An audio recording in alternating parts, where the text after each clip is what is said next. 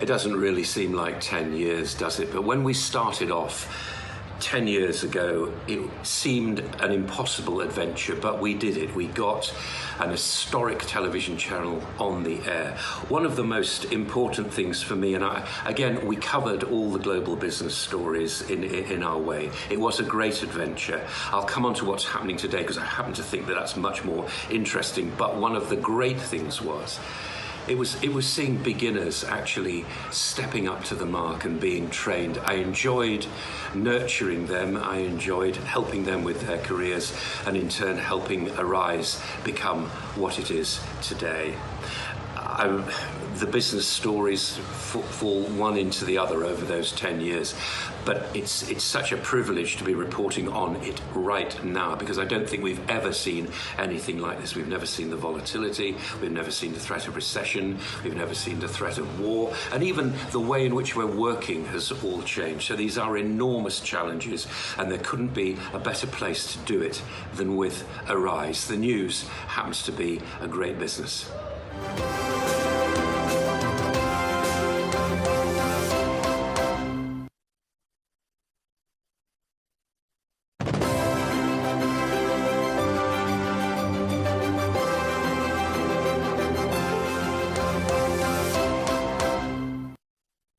I met some incredible people working for Arise News and also worked on some absolutely incredible stories, whether that was the Bataclan attacks, whether that was the Ebola outbreak, or whether that was making a documentary about the first female, first Black, first Asian Vice President, Kamala Harris. There were some truly incredible experiences, including reporting throughout the COVID-19 pandemic on what was happening right here in London, whether that was the deaths of Black and brown doctors or whether that was on kids struggling to go back to school, which included filming my own daughter homeschooling right here at home.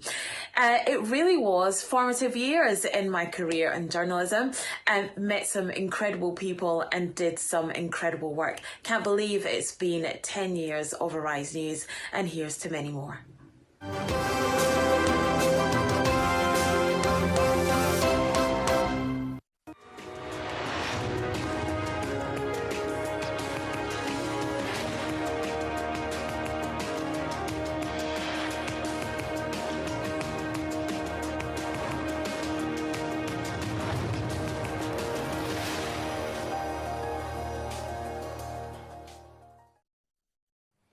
Two days to the general election in Nigeria and last day for election campaign.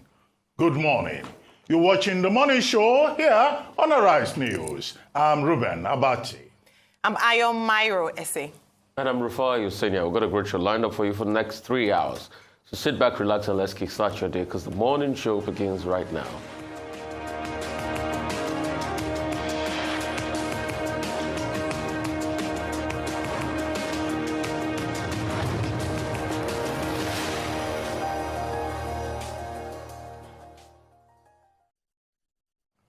After 24 years of uninterrupted democracy since ending military dictatorship in 1999, Africa's most populous nation and largest economy is conducting its 7th election.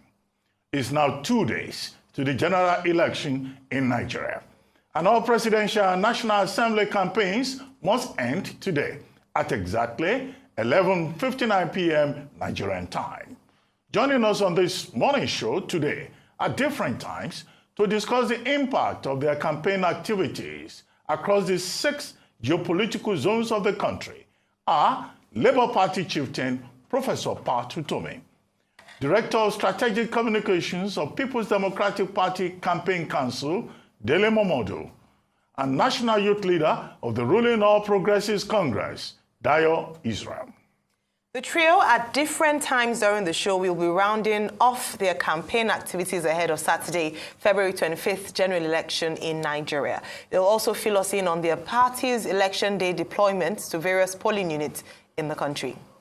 Moving things along, we should also catch up on news making headlines across the globe. Michael Wilson will give us updates on global business outlook. Rotu Sodiri, birthday boy, will update us on Africa business activities across the continent. We'll also review today's newspaper with Arise News analyst Emmanuel Lafede, while Ojiokwe will fill us in on what's trending around the world. It's going to be all that and a whole lot more today on The Morning Show.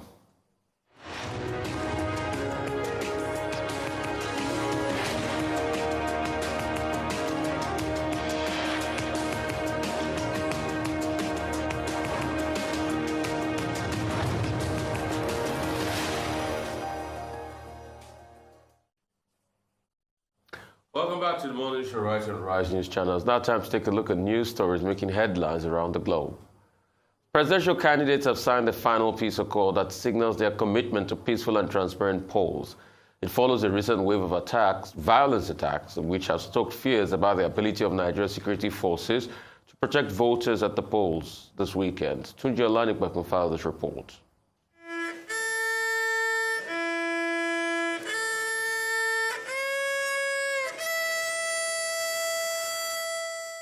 Saturday's election will be taking place at a time Nigerians are experiencing cash and fuel scarcity, with its attendant tension across the country. This is why the last peace accord signing by politicians is important to get the major actors committed to pre-election, election, and post-election peaceful conduct by their supporters. Presidential candidates from 18 political parties and their party chairmen are represented here as they append their signatures to the peace treaty. President Muhammadu Buhari again re-emphasizes the readiness of his administration to pass a legacy of free and credible transition. Since my assumption of office, we have worked so hard to ensure that we pass on a legacy of free, fair, credible, safe, and peaceful elections. We will continue to act with neutrality and allow the rule of law to take precedence over political expediency.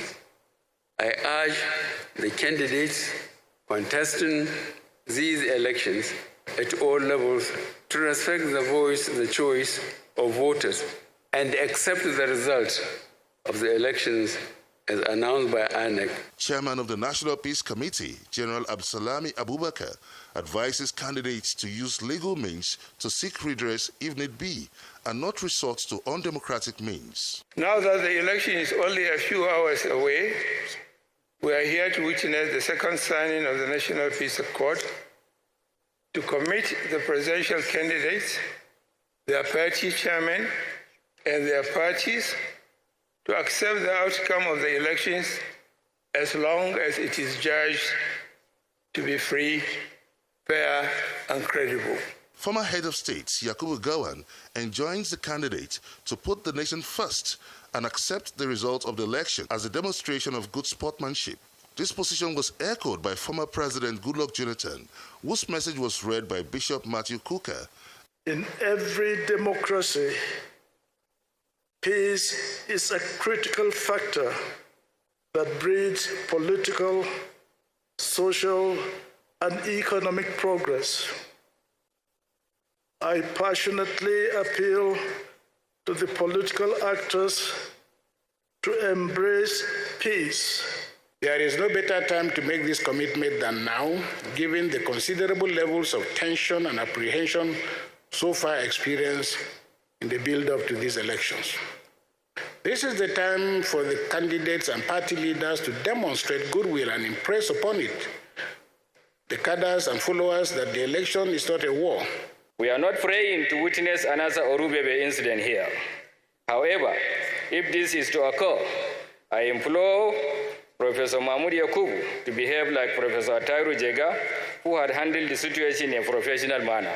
With the signing of the peace accord, Nigerians are very hopeful of free and non-violent election come Saturday as Nigerians get ready to pick President Buhari's successor. After a hearing that lasted several hours, the Supreme Court has reserved judgment till March 3, I should say, in the suit filed by some APC states seeking to allow both old Naira notes and new Naira notes coexist as legal tender. The court rejected all moves by the counsel to the parties to further delay the case. Arise Judiciary Editor Toby Shoni filed this report. It's a parade of some of Nigeria's brightest legal minds. As brilliant as they are, the Supreme Court, determined to hear all arguments for and against the continued use of the old Naira notes, does not have the luxury of time to allow each of the lawyers expatiate on their submissions. But out of respect for Mr. Kanu Agabi, the counsel to the Attorney General of the Federation, who was also the most senior lawyer present, the court allowed him some time to shed more light on his written address. He insisted the Supreme Court does not have the jurisdiction to hear the case and that the plaintiffs were crying in the wrong court. He says they should have taken their case to the Federal High Court. In the course of the proceedings, the presiding justice, John Inyangokoro, asked the question who addressed the nation to very our order. He also resisted vehemently all efforts by some of the lawyers to get the case further adjourned. He said the parties want to make the Supreme Court the scapegoat and that the court would resist such attempts. The court also seized the moment to call for further amendments to the 1999 Constitution to make sure that not all cases end up at the Supreme Court, adding that the caseload of the court is too high. Before the case was adjourned for judgment, counsel to the aggrieved states asked the court to grant all their reliefs. On the other hand, the federal government, Edo and Bayelsa states, asked the court to dismiss the case for lack of jurisdiction. On whether the court's earlier order that both the old and the new Naira notes should remain legal tender still subsists, the Supreme Court refused to make any statement on the matter. The lawyers at the court hearing later addressed journalists. We are all working at trying to salvage a difficult situation. That's where we are. The Supreme Court is trying to do that. The President is trying to do that. It's one nation, one people. We are looking for solutions. The President has the power, further to Section 23, to direct the CBN governor. But the time frame given for this policy to be implemented and the terms are very short, and it's not convenient for the plaintiffs and indeed Nigerians to conform. The government is apprehensive that if this policy is not reversed urgently and speedily, we might witness another serious outbreak of violence in Lagos. Right, we'll go straight to it, Ayo. All right, let me speak, because of the limited time, I'll speak on the peace accord, the signing of the peace accord. As Dr. Bati mentioned when we opened the show that we have only 2 more days to go to the general elections on the 25th of February, that's on Saturday, presidential and national assembly. Now, the importance and significance of that is that this time all the presidential candidates, 18 of them were present, and they signed in the presence of the President of the Federal Republic of Nigeria, who then gave a speech following that. I'd like to take a portion of his speech to emphasize this morning. He talked about the fact that following the elections, that contesting candidates or candidates contesting at all levels should respect the choice of voters and accept the results of the elections as announced by the Independent National Electoral Commission. I thought that was very important to highlight because as you can feel the temperature and the atmosphere, you would see that tensions are high, and now it's the fight to the finish. It is crunch time, and today's the last day for campaigns, and so both candidates, the surrogates, spokespeople are on the mark. They are looking forward to seeing how this election will unfold come Saturday. However, it is very important for the sake of national security and peace that irrespective of the outcome in terms of who emerges once the announcement has been made by INEC and INEC alone, that the party officials, especially the candidates, are willing to respect the choices of Nigeria and work with whoever emerges as winner. Because what they're saying on the campaign ground today is that they're doing this for Nigeria, for the good of Nigeria, for the people of Nigeria. So they must remember this. Recall what happened in 2019 and let that be a yardstick when President Goodluck Jonathan at the time made that historic phone call 2015, my apologies, 2015, made that historic phone call to the current president, Muhammadu Buhari.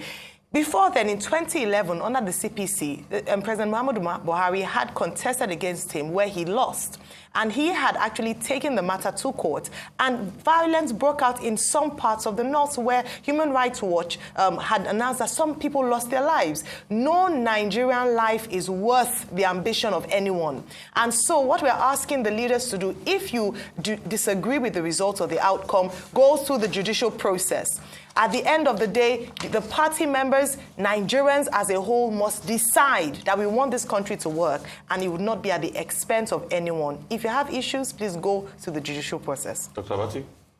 Okay, let me start with where you left off. I think in terms of the symbolism of it, it's good that the National Peace Accord Committee has come forward again to get a full house of all the 18 political parties and their candidates to sign a peace accord, not just in the presence of President Muhammadu Buhari, but also in the presence of the international community, the leaders of the various election observation committees were in attendance. Baroness Scotland, President Thabo Mbeki, leading the African Union, President Uhuru Kenyatta of Kenya, also leading, I think, the Commonwealth, and then President Joyce Banda, formerly of Malawi, also former president of Malawi, also leading a team, I think the American team in this particular case. So in terms of the attendance at that second peace accord, it looked really good, and it looked really nice. The statements that were made that the various gladiators should respect the outcome of the election and behave themselves after the fashion of gentlemen. 2, that if anybody wants to seek any redress, that redress should be sought through legitimate and legal means. Okay, but the question to ask was the report that was given by the Peace Accord Committee led by General Abdulsalami Abubakar, that 44% of spokespersons did not respect the accord that was signed in September 2022, and we saw the clear evidence of that. 19% of the presidential candidates did not respect it. 26% of party members did not respect the peace pact. And we have seen the evidence. Information is given about attacks on facilities, attack on security personnel. Only yesterday, the Enugu East senatorial candidate was set ablaze, was killed, was murdered. Stations, media houses have been attacked across the country. There is threat of violence. There are some persons who are saying election will not take place. The takeaway is that the security agencies have their job cut out for them. The Chief of Defense Staff has said people will be given the bloody nose. Let us see what happens. Nigeria must be vigilant. I think vigilance is the important thing because the international community is watching. They are already on the ground here. We cannot behave like a rogue nation. There's another issue that I need to address, which is the Supreme Court. Now, yesterday, what their lordships did, the 7-man panel, was to consolidate all the various joinder suits. And then, at the end of the day, they said they would they adjourned the case till March 3. However, at the beginning of the matter, Justice Okoro had pointed out that every matter will be addressed. But at the end of the day, what we got was still an adjournment. But what you can take away from that court are certain pointers. The Supreme Court saying, for example, that politicians are looking for a scapegoat and that the Supreme Court will not be used as a scapegoat. So they acted strictly, it seems to me, in the interest of public policy. The Apex Court is a policy court, and what they have tried to do is to douse tension. Nobody can blame them, and in any case, the election is February 25. By March 3, there will be greater clarity about the direction. As for the other substantive issues, they took the arguments on jurisdiction, on whether the CBN should have been joined or not, and all of that. And they said they will give their judgment on March 3.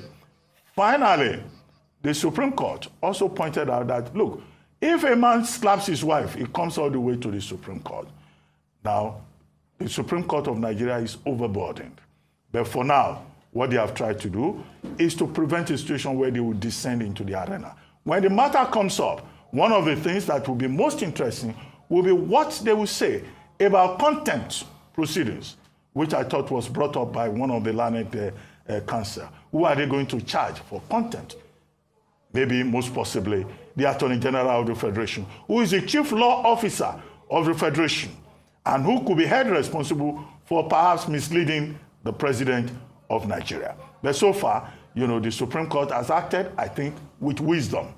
I don't want to say that the Supreme Court tactically dodged. That would be presumptuous. But the Supreme Court acted with wisdom. Right, a lot to be said yesterday. And I was happy for the attendance for the peace accord signing. And I hope I get the time to be able to speak on this. Yesterday, a particular president was there, Uhuru Kenyatta. And Uhuru Kenyatta gave birth to the peace accord in Nigeria. Father Martin Kuka, Bishop Martin Kuka, did say that it was after the violence in Kenya in 2014 that they saw the need for a peace accord in Nigeria because they don't want something like that to repeat itself. And that's why they brought about the peace accord. And since 2015, we've been signing this. The truth has to be said. Nigeria has descended into a level of violence that is unprecedented. INEC offices burnt. All of this because politicians want power. But like I said yesterday, the true power the politicians are fighting for is in your hand as a voter, the people. And you'll have to ask the question, suffer never tire you? And you'll have to answer the question based on how you want to vote, whoever the candidate you want to vote for. But one thing is supreme in all of this. The peace and stability of Nigeria is greater than any ambition of any politician. And that's what we should all hold on to. And that's why I beg you, citizens, do not allow them use you for violence, because politicians will manipulate everybody to get their own gains at the end. In the end, it is about them. It is their game. It is their game of showmanship and supremacy, not in your own interest. So think about what is in your own interest. The peace and security and continued existence of Nigeria is on your own interest. So when they lose elections and whip up sentiments and say they are fighting for you, remember it is themselves they are fighting for. And I'm happy the Supreme Court threw them out yesterday by saying that we will not be a scapegoat in this jostling for politicians. Because now over a Naira policy, the state and the federal government are at loggerheads. You can see the politicians for what they are, trying to play around things yesterday to be able to get their own way in the end. So we'll wait till the 3rd of March and see how that pans out. Cases about jurisdictions on the front burner, contempt on the front burner, even adding CBN to seats on the front burner. Kanu Agabi made very valid arguments, just like Mr. Mustafa made other very valid arguments. It was a good one for intellectual minds. But the subtext is when politicians fight their war, they drag all of us along. But they forget that there is only one political class and only one class of the people. The people must speak in this election. Vote wisely. We'll take a short break now. When we return, we'll have Michael Wilson and Rhodes Sudiri to give us updates on global and Africa business activities. Stay with us.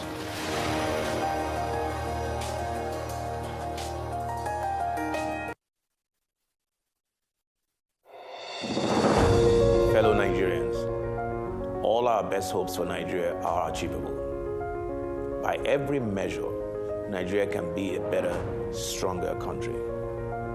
We can be a nation at peace, a place of shared prosperity where everybody is somebody, and equal justice under the law is enjoyed by all our citizens.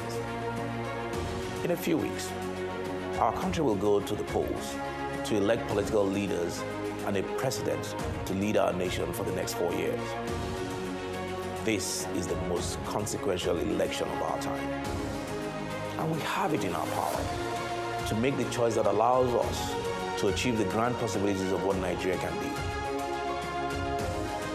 Our path to greatness lies in recognizing the abiding truth that in a time of promise and peril such as this, the best thing we can do for Nigeria is to elect a leader with an established track record of achievement who has proven time and again his ability to triumph through adversity and succeed against the odds. In this election, that man is Asiwaju Bola Ahmed Tinubu. Now let me tell you about Asiwaju. This majestic yet profoundly imperfect democracy we have today is the legacy of men and women who in the years after 1999 used the instruments of law, politics, media, and advocacy to keep this country from becoming a one-party state dominated by the personality cult of one individual. Asiwaju was at the forefront of that effort in every way. At the same time, he was governor of Lagos State, Nigeria's smallest and most populous state, a beacon attracting talent and ambition in droves. As governor, Asiwaju initiated and implemented reforms that have allowed the state to continue to develop and thrive despite its unique challenges. No candidate in this election has a better track record of identifying and elevating talented young people across every walk of life like he can. Our country's political and economic landscape is filled with men and women who have benefited from climbing the ladders of opportunity built by Asiwaju Bola Ahmed Tinubu. His campaign for president today is powered by these same people. Fellow Nigerians, our country can be better, and it will be. For that, we need a president who will deliver a new program of democracy, prosperity, and national security. We need a president who will invest in public infrastructure as part of a broader strategy to drive human capital development and create economic opportunity. We need a president whose clarity of vision is untainted by the pervasive cynicism that abounds in this historical moment. We need a man whose extraordinary leadership gifts are evidenced by the abundance of talent he has nurtured through the years and his capacity to overcome challenges in the face of seemingly insurmountable odds. We need a leader with uncommon courage and audacity. We need a president who will assemble the best team and empower them to do the hard work of making Nigeria the best it can be. We need a leader whose administration will appeal to the hopes of those who still believe in the dream and promise of one nation, bound in freedom, peace, and unity. A leader who will lift our gaze from the consideration of small things to focus on pursuing and achieving grand ambitions that lift us all and save the future. Asiwaju Bola Ahmed Tinubu is the man for the moment. I have seen him through the years, connecting with people from all walks of life, bearing their burdens and paving the way, and testimonies abound in this regard. I invite you to join him on this inspired mission to build a nation where we harness the faith, optimism, and confidence of the Nigerian people to overcome all cynicism, defeat all fear, and achieve the best ambitions we have for ourselves and the country we so love. Thank you, and God bless you, and may He forever bless the Federal Republic of Nigeria.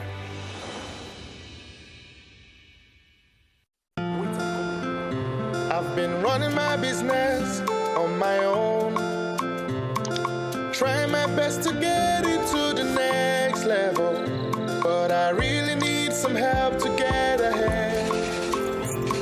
I know just what to do, I'll vote it for my loans, overdraft, step by step to my dream business we vote.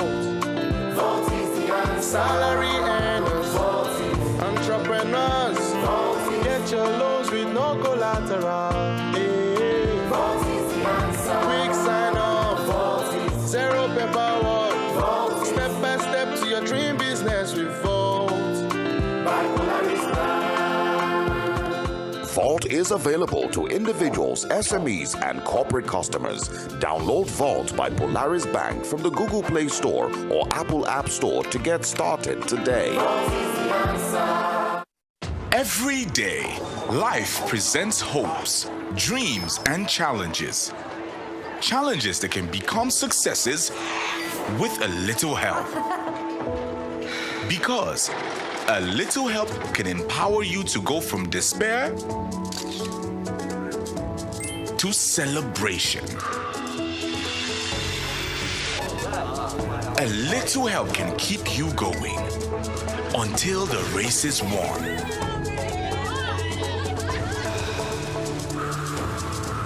A little help can turn bundles of anxiety into a bundle of joy. And with Glow Data, you get much more than just a little help. You get the biggest data deals in town to make every day glow with small wins and big wins. Dial *777# to select your Glow Data plan. Me, I'm not afraid of that man. Me too. What can you really do? I hope you people are discussing about paying me my rent. Oga landlord, calm down. We are discussing about the upcoming elections. Nonsense. Don't tell me to calm down. Your mates are at the Akamata Community Square selling their votes for 5,000 naira. But you are here doing what I don't know. Oga landlord, do you know that 5,000 naira spread over the next 4 years is just 4 naira per day? Is this what we should sell our votes for? God forbid. Oga landlord, wise up. We must vote in the right people this time, instead of selling our votes to people who have nothing good to offer our community. That one is your business. You ladies better go and collect yours, if that will help you gather my rent at the end of the month. Do not listen to people like this landlord. Election is not a business venture. It is your civic duty to your country to help elect the right leaders who will create a better life for you and a great future for your children. Do not sell your future. Do not sell your vote. This message is brought to you by the Center for Democracy and Development, CDD, with support from the MacArthur Foundation.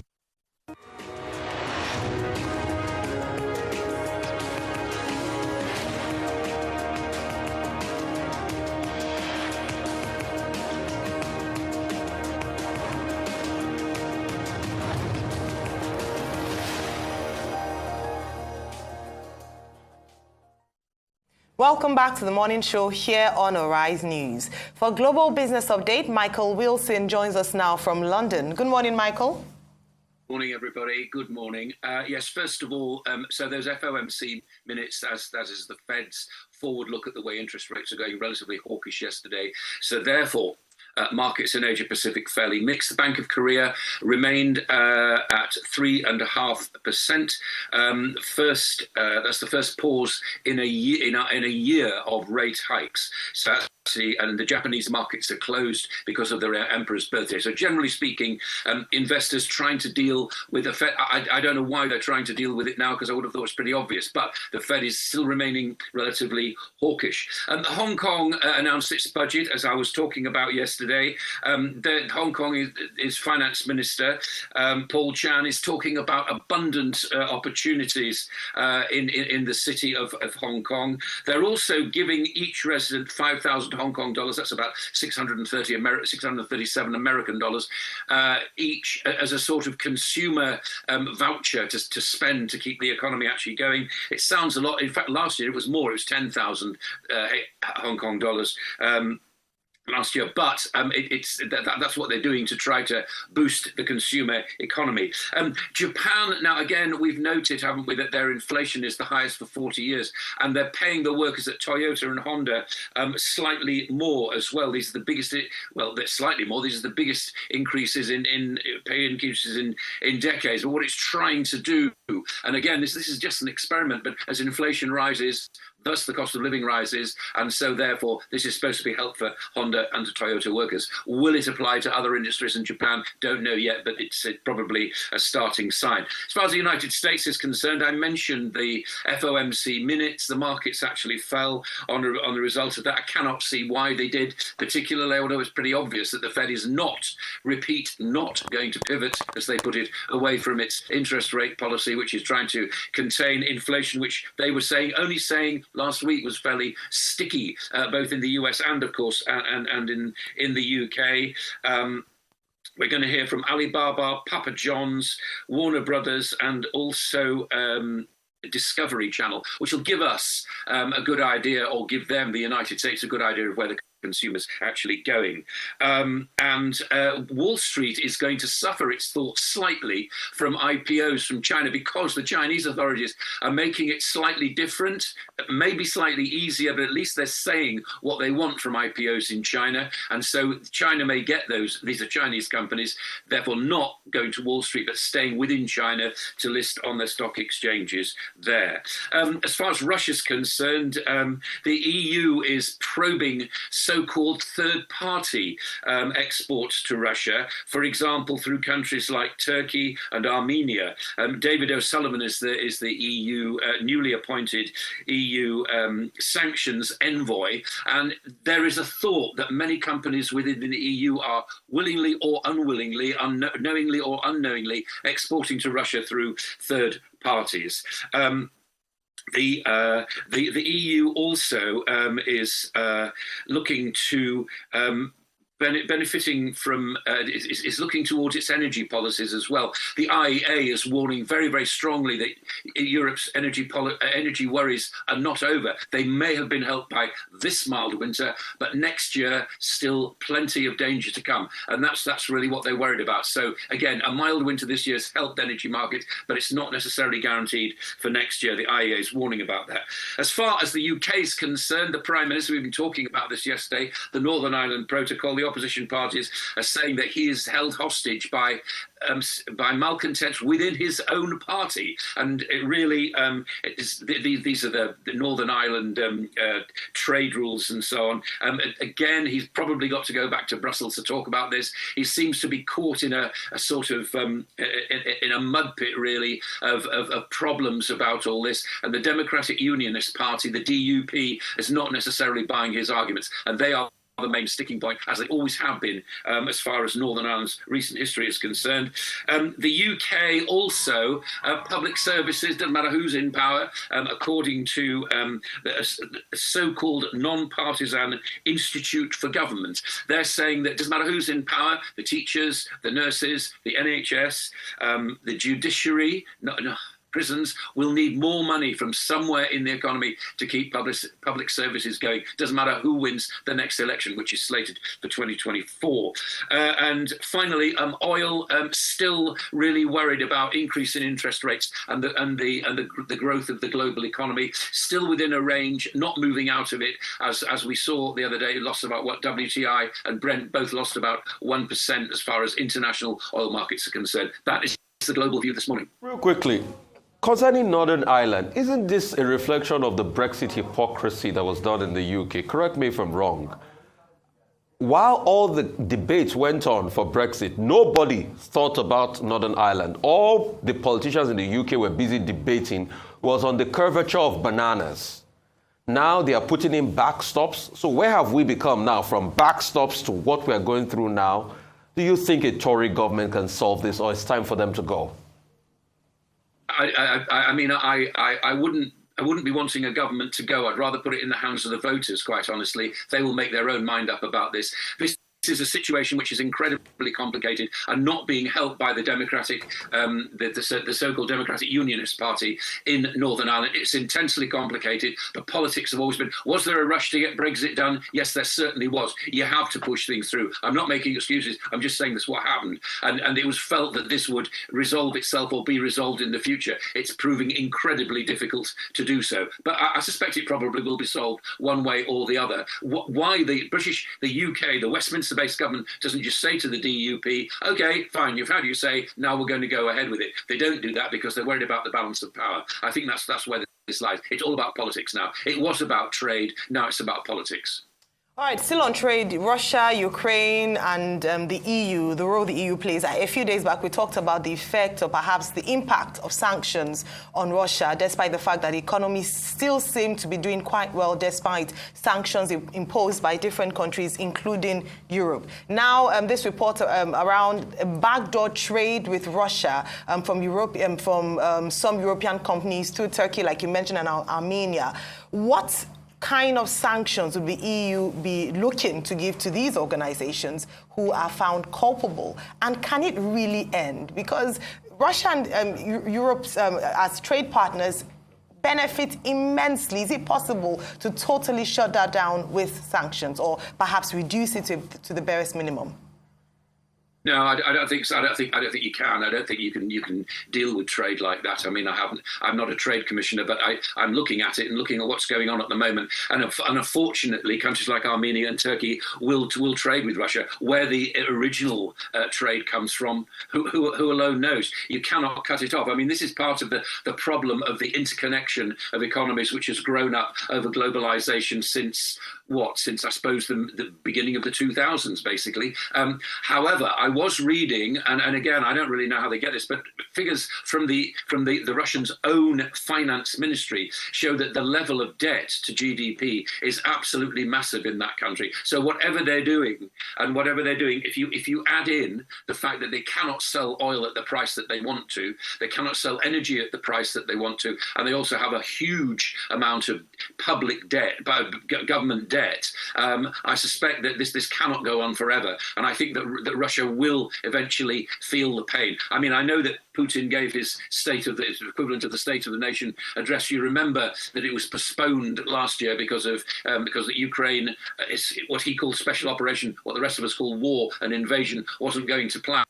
This time he did. But he was talking, I mean, if you read the reports of what he was saying, a lot of it is just right back to what we saw in the Cold War. And we know where that ended. Once the Russian people saw that the benefits, in inverted commas, of democracy, whether you think it's good or bad or whatever, and capitalism, then they soon began to pick faults in the system. I suspect this may well be the same for there. You cannot keep going. However much you sell your gold reserves, however much you try to mask the problems, if you have enormous government debt, it will catch up with you in the end. Well, Mike, beyond Adani and Modi and allegations of crony capitalism in India, some positive news. Ahead of the summit of G20 finance ministers and governors of central bank in Bengaluru, we have the IMF chief, Georgieva, saying that India is a global engine for growth, and that India this year is likely to record growth of about 6.1%, in 2024 of about 6.8%. And the policy priorities being pushed is one earth, one family, one future. Now, what are those lessons that the rest of the world can learn from the example of India at a time we're being told that growth output this year will be far less than 3%? The lessons from India are, if you say something loudly enough and consistently enough, then people will begin to believe it. Do you really think that India is the kind of place where the balance of power is such that it is shared amongst the people? No, it is not.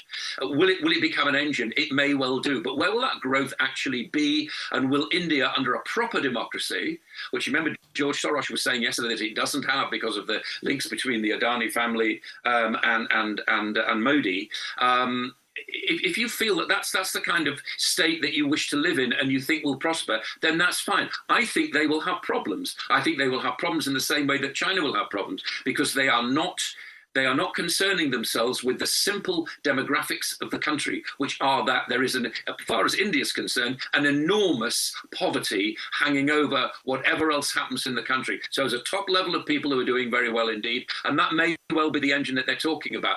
But until they grasp the high-tech possibilities that the rest of the world is trying its best to, then it may well seem to be an engine. Whether it actually is or not, I have my doubts.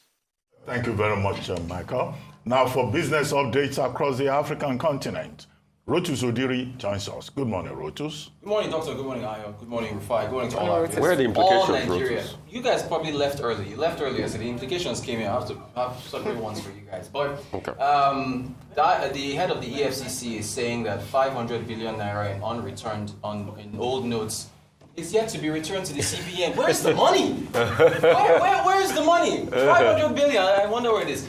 You have Dire Israel coming on today. Oh, okay. Let me start this over. So the EFCC is saying that over 500 billion in old notes is yet to be returned to the central bank. Where is the money? Where is it? What is it being used for? Maybe it's in a warehouse somewhere. But again, let me start over. You've got Dire Israel coming on. You've got Dele Momodu. You've got Pat Utomi. The three of them have to tell us about inclusive growth. Let me show you this video. I was coming from the gym this morning. Shout out to FitFam, and I passed Quillox nightclub. There was a line. This is it. A line of cars. You think they were lining up for fuel. This is 6 a.m. in the morning on a Thursday, and at the same time, where there's no cash, where there's fuel lines, there are a set of people that seem to be immune. Now, I'm not a communist, I'm not a socialist, I'm not saying that, that we should target the wealthy here, but you must have inclusive growth. How are we going? This is 2 days before the election. We're getting arguably the most important numbers for our economy. So take a look. Just jump into it now. 3.52% in the fourth quarter. Economic growth, the GDP, 3.52% in the fourth quarter is what we saw.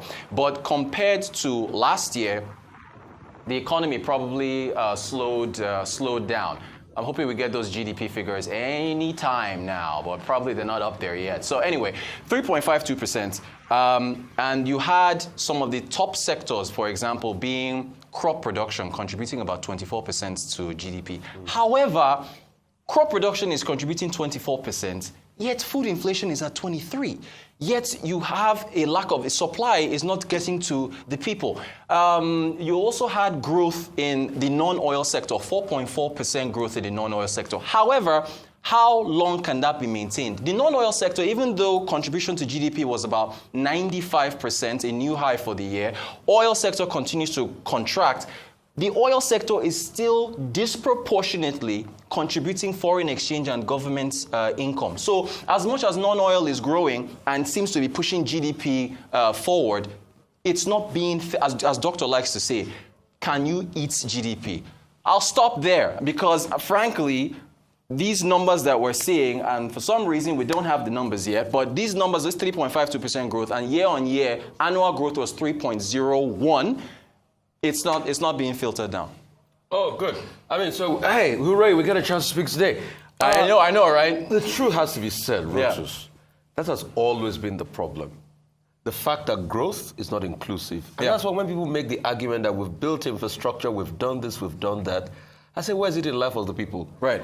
And guess what, Rotus? Yeah. For arguments like this, thank God a certain man called Corrado Gini exists. Was given birth to. Yeah. Corrado Gini propounded something called the Gini coefficient. Go look at it for Nigeria. It's low. It's so low. It's and low. That's why you see people hanging out in Quillox on a Thursday night. Mind you, the crowd is very low tonight. Tonight, goodness me, they blocked the whole part of the road. Yeah. And it's because of Corrado Gini's Gini coefficient. You can see people hanging out in Quillox, having a good time. You can see some people say, oh, I just borrowed 2 million naira chump change. And I forgot about it. And I forgot about it for a minute. Yeah. So the Gini coefficient is so high. What can we do? We need to redistribute wealth. Yeah. Many countries. But you're not a socialist, huh? I'm not a socialist. You're not a communist, I'm not a socialist. I'm not a communist. All right. But we need to redistribute wealth. Please ask Dyer Israel. And how do we do it? How do we do it? You still largely need to do what I call the Robin Hood effect. Okay. Funny enough, higher taxes. I love Nottingham so much. I lived in Nottingham. Yeah. Robin Hood was from Nottingham. You need to take money from those people and redistribute it to the poor. So that's higher taxes. Yes, that's the way to go. I'm with you on I'm that. a Pikettyist. I'm a Tomo Pikettyist. The rich. It's as simple as that. But which of the candidates is talking about raising taxes? You see, the problem with all of them is that they are largely part of the elite class. There you go. There's still large crony capitalism. Dr. Abati, you were talking about crony capitalism in India. Yeah, thank you. Yes, he was. Humor me. Yes, about Nigeria. Citadel. Okay, Rotus, I don't have a problem with people going to Quillox. If they wish, they can spend the whole day there, depending on what their choices are. Okay. After all, it's still a free country. Yes. The whole of this election is about freedom. So if you can indulge yourself, indulge yourself. The argument that we need to make is that what Stephen Blank calls the theory of the leisure class. Part of productivity is also to balance it with leisure time for society. But it should also be something that other people can have access to. Prosperity for all. Yeah. One family. Yes. The idea of one family that delivers prosperity for every member of society. So, where the challenge lies, with your reference to the political parties, is that the political parties that are coming in must realize that economic growth, economic output is a major problem for Nigeria. It is. We are saying 3 point something. No, the economists will insist that until we get to a point where we're having double-digit growth, and we have, a proportionate correlation between population growth and economic growth, we'll still be fishing, in the dark. We'll be wasting time. So we may not get to that double-digit at some point soon. But look at earlier, we were celebrating India. That IMF says we'll have 6.1 this year, we'll have 6.8 next year. Yep. So what are those concrete ideas yes. that those political parties have? That is the question. And taxation is not necessarily the route out, except if you are going to put more people within the tax net. Thank you. But what we need are original ideas, and the economists should not give up because we've seen Economic Advisory Council not working. We've seen the economists being accused of voodoo economics. But that's the problem that we still have to address to be able to ensure welfare and prosperity for everybody. So that those who don't go to nightclubs can go to pepper soup joints. and spend some money. And indulge themselves. Prosperity for all. Thank you. Please grill them all. Yes, you guys should please grill them today. The first guest we have now is an economist. Yes. So we will have the opportunity to break it down with him. Thank you very much. Thank you so much. Okay, thank you very much, Reuters. Right. We'll take a short break now. And when we return, we'll be talking to Professor Patriotic, Labour Party chieftain. Stay with us. We'll be right back.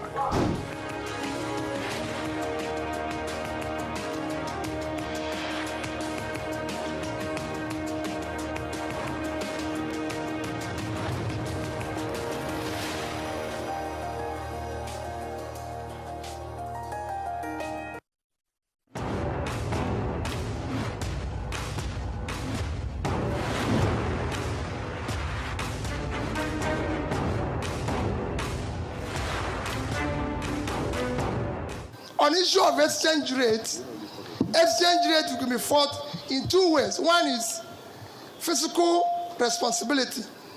As long as we continue the way we are going with fiscal rascality, printing money and throwing it, by the time you remove subsidy, deal with the issue of oil theft, which will make you earn more foreign exchange, deal with the issue, other issues, like what I say, move from consumption to production. You're able to make more money. If you export more and you're able to have more foreign currency, you manage and stabilize your foreign currency.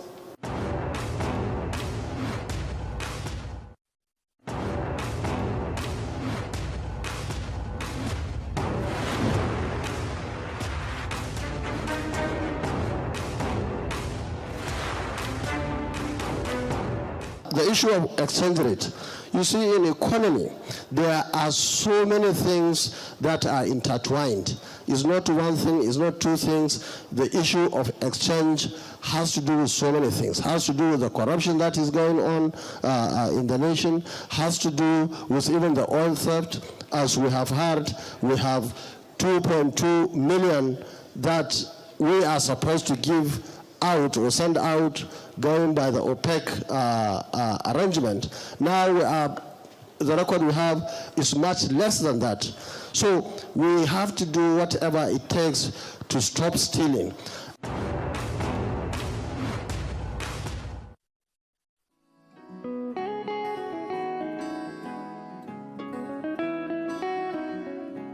Dear Nigerians, the commencement of the general election this weekend has placed a call on us to play our patriotic roles in electing new leaders for our dear country. It is a call to which all Nigerians of universal adult suffrage status must heed. Playing this civic responsibility with determined patriotism is the minimum way we can ensure that we work together in ensuring the country is on a safe health status. We all, as Nigerians, know that our country is in a poor state of health, but it is our collective will, as one people with common destiny, that can put the country back as a place where our young people can express their promise of a brighter future. For us to fix Nigeria, we must vote, and vote in large numbers. Our rights to vote precede the guarantee of our rights to live as free citizens of a prosperous country. let us proceed to the polling booth with pride and cast our ballot for the PDP. Not voting at all is what is shameful. Dear fellow Nigerians, as the election day is fast approaching, let us avoid any act of violence that compromises the integrity of our elections. And on election day itself, let us abide by the prevailing common rules that guide every polling unit where we shall cast our vote. My name is Atiku Abubakar. I wish you a pleasant day on the day of the polls. And for our young people who shall be casting their first ballot ever, you are the heroes of this election season. May God bless you, and may God bless the Federal Republic of Nigeria. As one, we can get it done. Thinking of banking in Africa? Think Zenith. In today's fast-moving, fast-changing world, you need a financial partner that understands your unique expectations. A bank with presence in major financial centers across the world, with the enabling platform to facilitate seamlessly, whenever, wherever, however. A bank with best-in-class financial solutions from a superb combination of technology and human touch for easy, fast, and secure banking that creates real value. Turning dreams into reality is now in your hands. People, technology, service.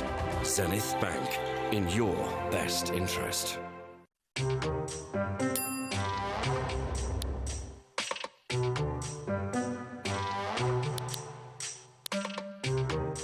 I'm about to serve better breakfast. If you're in Lagos, you need to see this. Your disappointment. I'm not just streaming content, I'm just escaping traffic.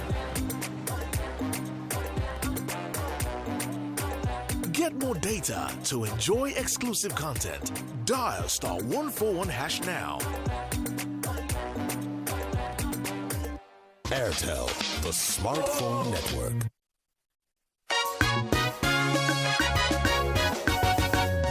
Great people of our land, now as we stand at the dawn of light, did you know that while our gallant men were fighting off bandits and insurgents, we were also laying a solid foundation for the infrastructure revolution to spark the growth of our economy?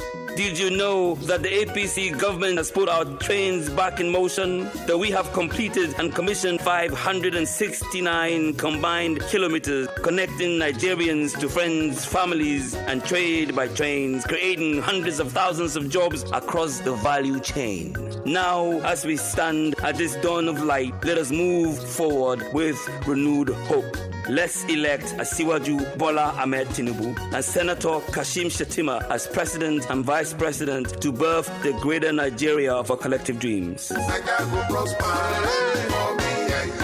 This message is brought to you by the National Working Committee of the APC. APC Progress!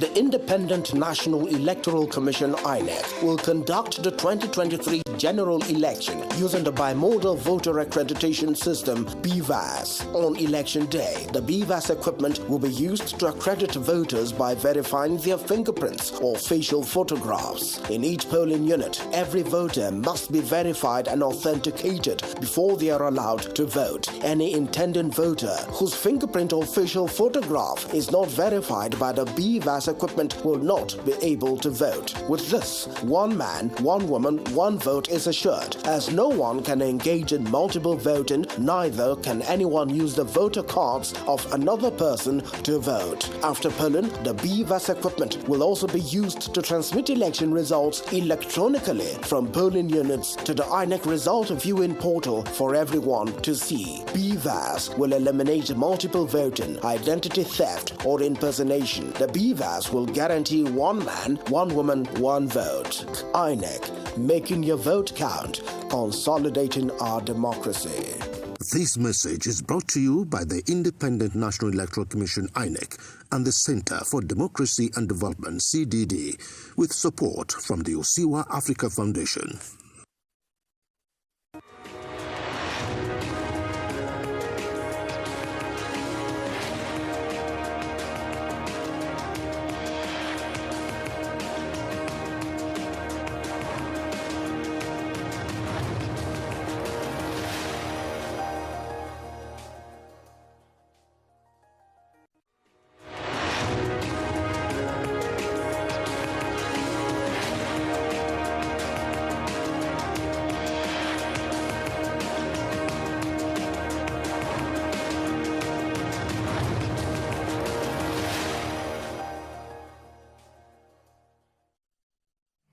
Welcome back to the morning show here on Arise News. 2 days to the general election in Nigeria and the last day for all presidential and National Assembly campaigns.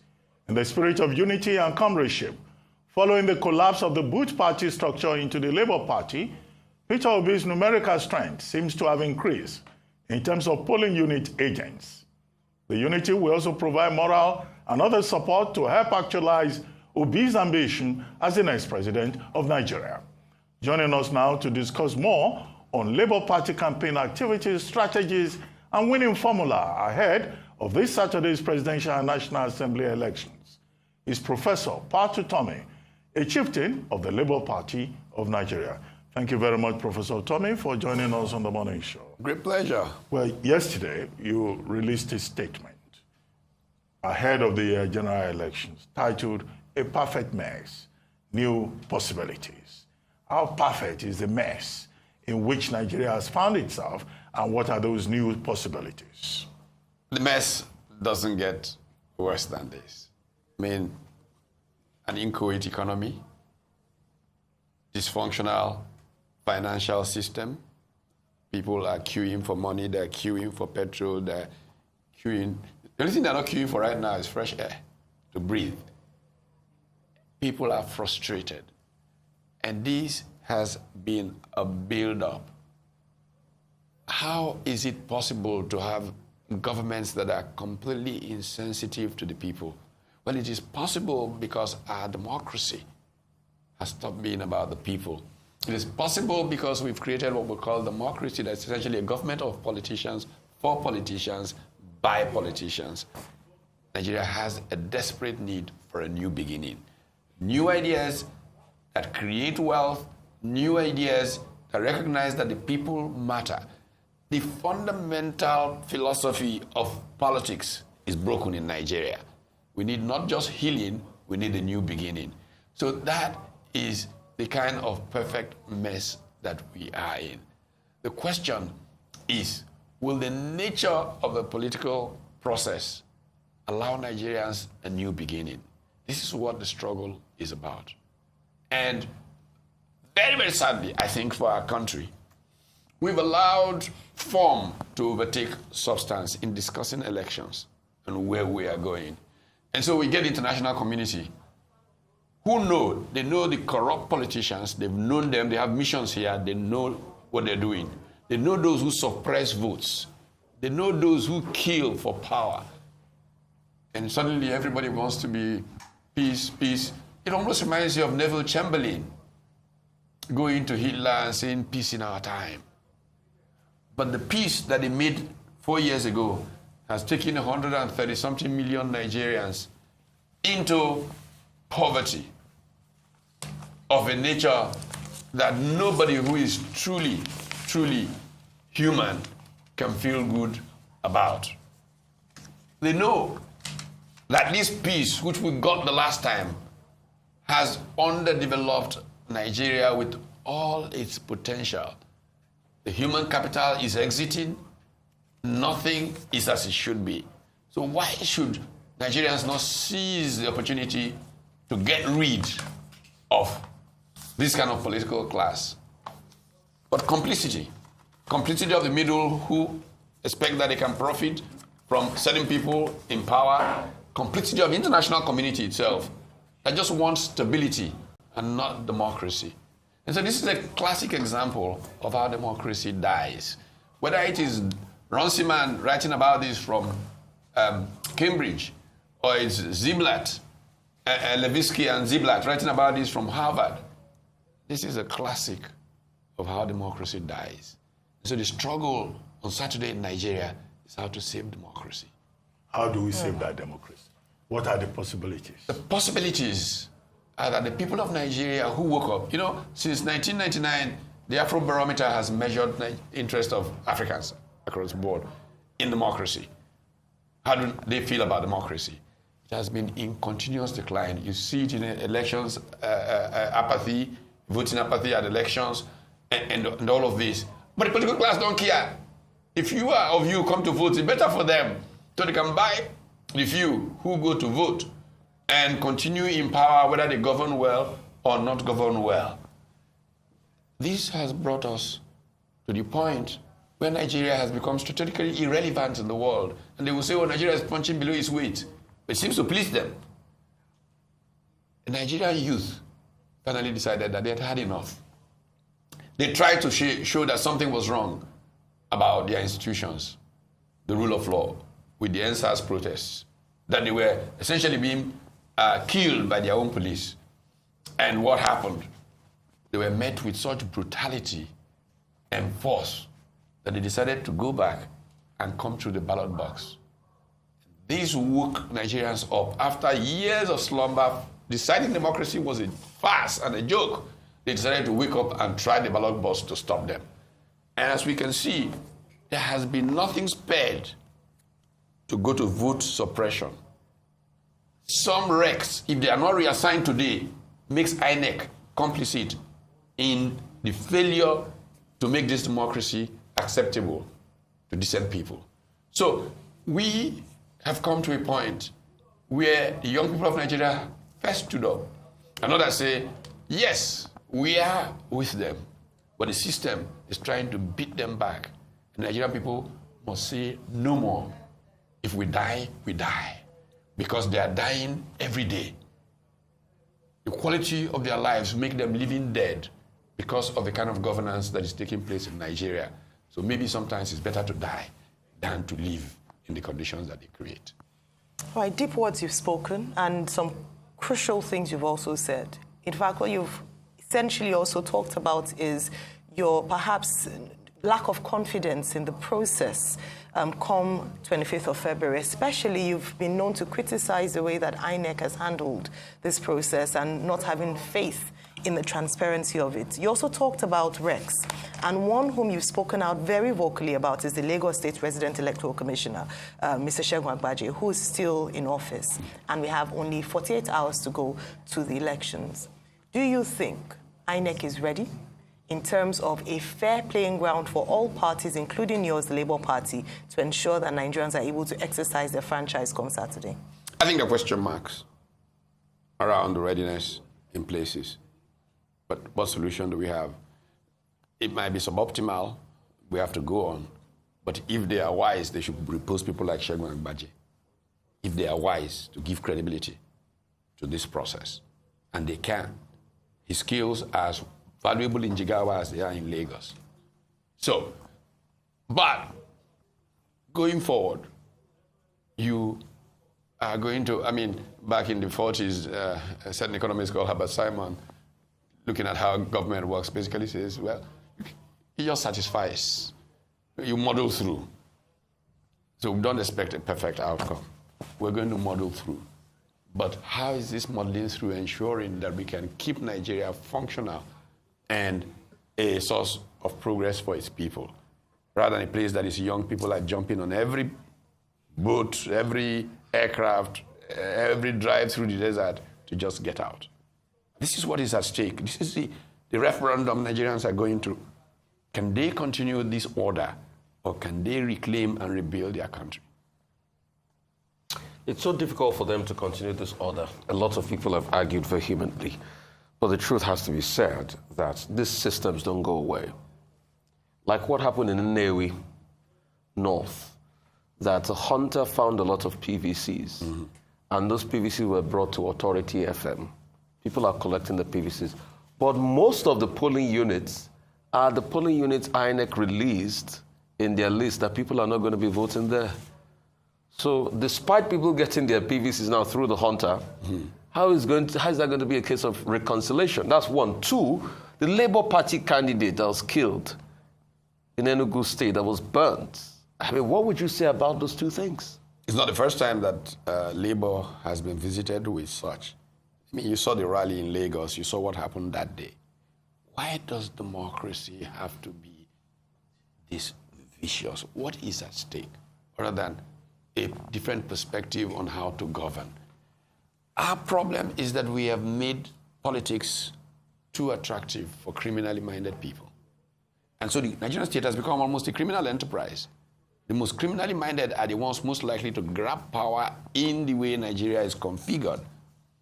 What do you do when that perception goes into global thinking that those who run Nigeria are criminals.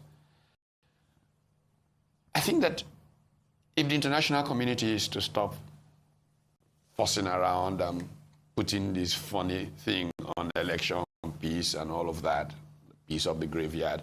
You don't believe in election peace? Why are you saying the international community is fussing around and putting this thing on election peace? Because it is the form of it rather than the substance that they are dealing with. When the issues that lead to violence are not treated. Look, I was one of those who campaigned for an international criminal court.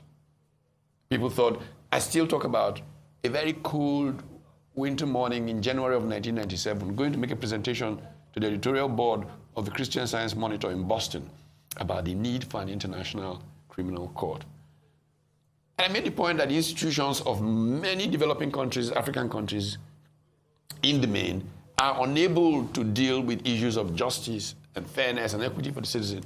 And therefore, it was important to internationalize the issue, to create mega supranational institutions. When I finished my presentation, the editorial board members said to me, Pat, this is a little ideal. But less than 3 years later, the Rome Treaty passed. I didn't get all of what I pleaded for. At least we got the International Criminal Court that deals with genocide and all of that. I actually also pleaded for an International Economic Crimes Court.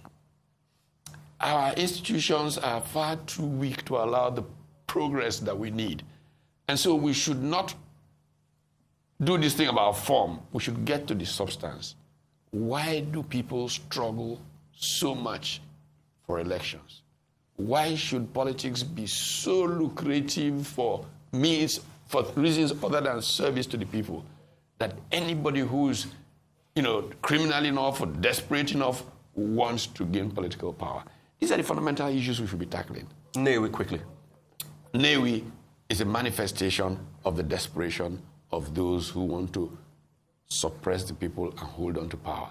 And this is why I say that it's an existential challenge for the Nigerian people where we are today.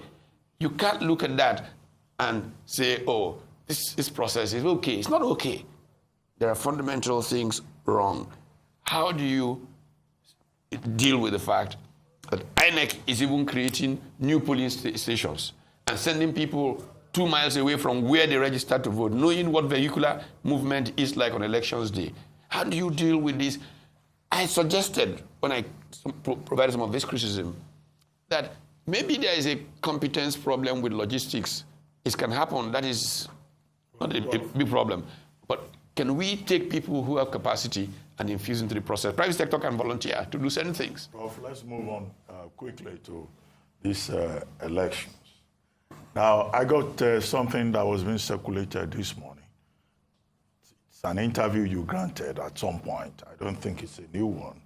But you were shown there, and you were quoted as saying, I think what happened to Lagos was that it got very lucky and got a fellow called Bola Ahmed Tinubu to be governor in 1999.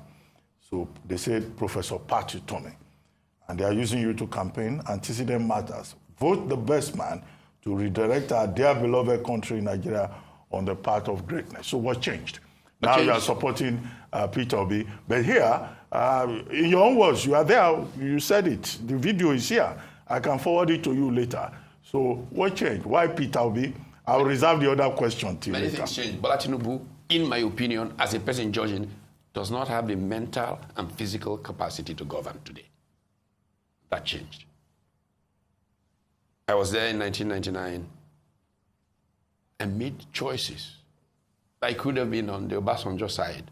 I wasn't against Obasanjo, but I wanted to see a Lagos well-governed. And we'd been in this struggle, Nadeko, Abiola, together. I thought, let that passion go into governing Lagos. Many years, I don't want Nigeria to be another Toure, Yaradua scenario, where we're struggling between Sheyi and Remi Tinubu. This country has gone through too much that is wrong for us to know the truth and pretend that we can manage it. It's not right. All right. Okay, so why Peter Obi? Yes, sir. Peter Obi was found by the people in a series of remarks that embodied a sense of the new Nigeria that they were looking for. And I think that he then presented a good vehicle to birth a new way of doing things in Nigeria. And I know him enough to know that there are issues of character that make me comfortable. The issues of sacrifice in his life, because we need to sacrifice to advance the common good of all. There are issues of competence. He started life as a businessman. Even as an undergraduate at the University of Nigeria, he owned businesses in Nsukka. In fact, the Sultan, I am told, was actually living in a house as a young lieutenant in Nsukka that was owned by a student called Peter Obi. And so his entrepreneurial energies have enabled him to understand the problems of this country. This country is a country kept down by regulatory risk. And you need somebody who started life as a businessman, who knows the challenge of regulatory risk in the economic environment. Not somebody became a businessman after he made money in government. There's a fundamental difference. And so you need that kind of thinking to move our country to a stage where it can create wealth for the people and we can have a better quality of life rather than people being dragged further and further down into poverty. How happy are we that after so many years, we suddenly claim the pole as the poverty capital of the world, and we produce more poor people than China and India put together, who are, 2.8 billion people, and we are just 170 million people. When I read the Brookings Institution study that gave us that title, the pain I felt, I couldn't get up from my bed for hours. And we continue down this path, knowing that the politics of Nigeria has not been about developing the people and giving them a better life. Yet we go on because it suits a few politicians. And I think that there's a time that we have to say, we have had enough. We need as a country to move on. And Peter Obi represented that vehicle to begin to look at a new direction. All right, let's talk about this issue around we've had enough. In 2015, there was a clamor for this as well. Having gone through 8 years of the Jonathan administration and 16 years of PDP rule, Nigerians wanted something different. And so they were desperate for a change. Hence the emergence of the current president, President Muhammadu Buhari. Now, some Nigerians who clamored for that change are complaining that they now want another change. And so on the bed of this is what a lot of young people are clamoring for, anything but the old order. This didn't work 8 years ago. What is going to be different? Because people have said that he doesn't have the experience, the doggedness to take us out of this mess, as you mentioned, to the next level. Let me clear a few things that are, people create these narratives that are silly sometimes. How do you say Peter Obi does not have the experience? He has 8 years as governor of a state. Bola Tinubu had 8 years as governor of a state. Peter Obi has built businesses, became a millionaire in the UK, not in this our rent economy, before he came back. How can you in good conscience say he has no experience? So these narratives are created to leave certain impressions. And that is not a reasonable thing to accept.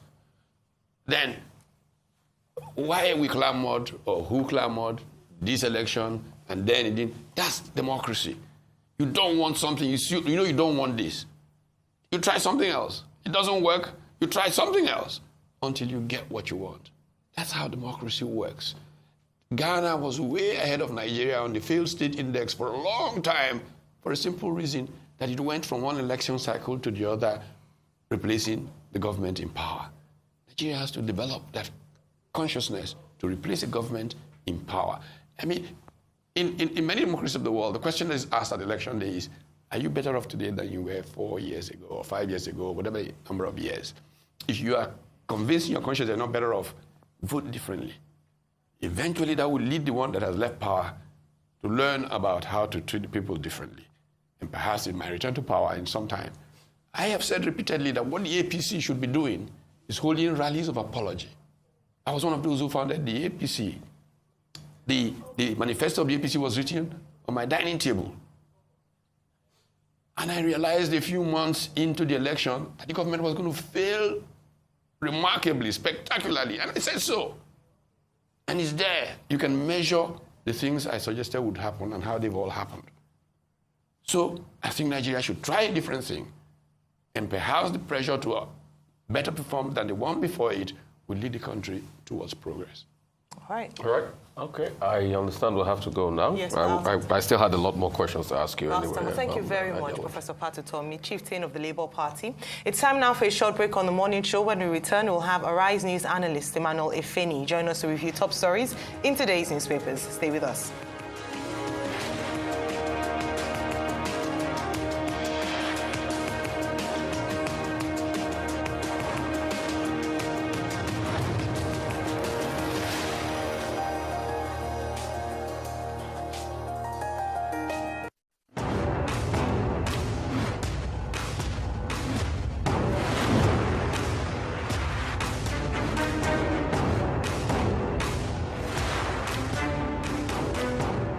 Yes, we are going to inherit a huge fiscal deficit.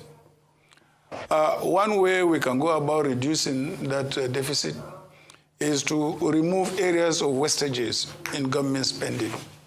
Another area we can also remove these wastages is also to make sure that we continue with the policies we had started. For instance, we started removing subsidies when we were in office. We were to remove subsidies in 4 quarters.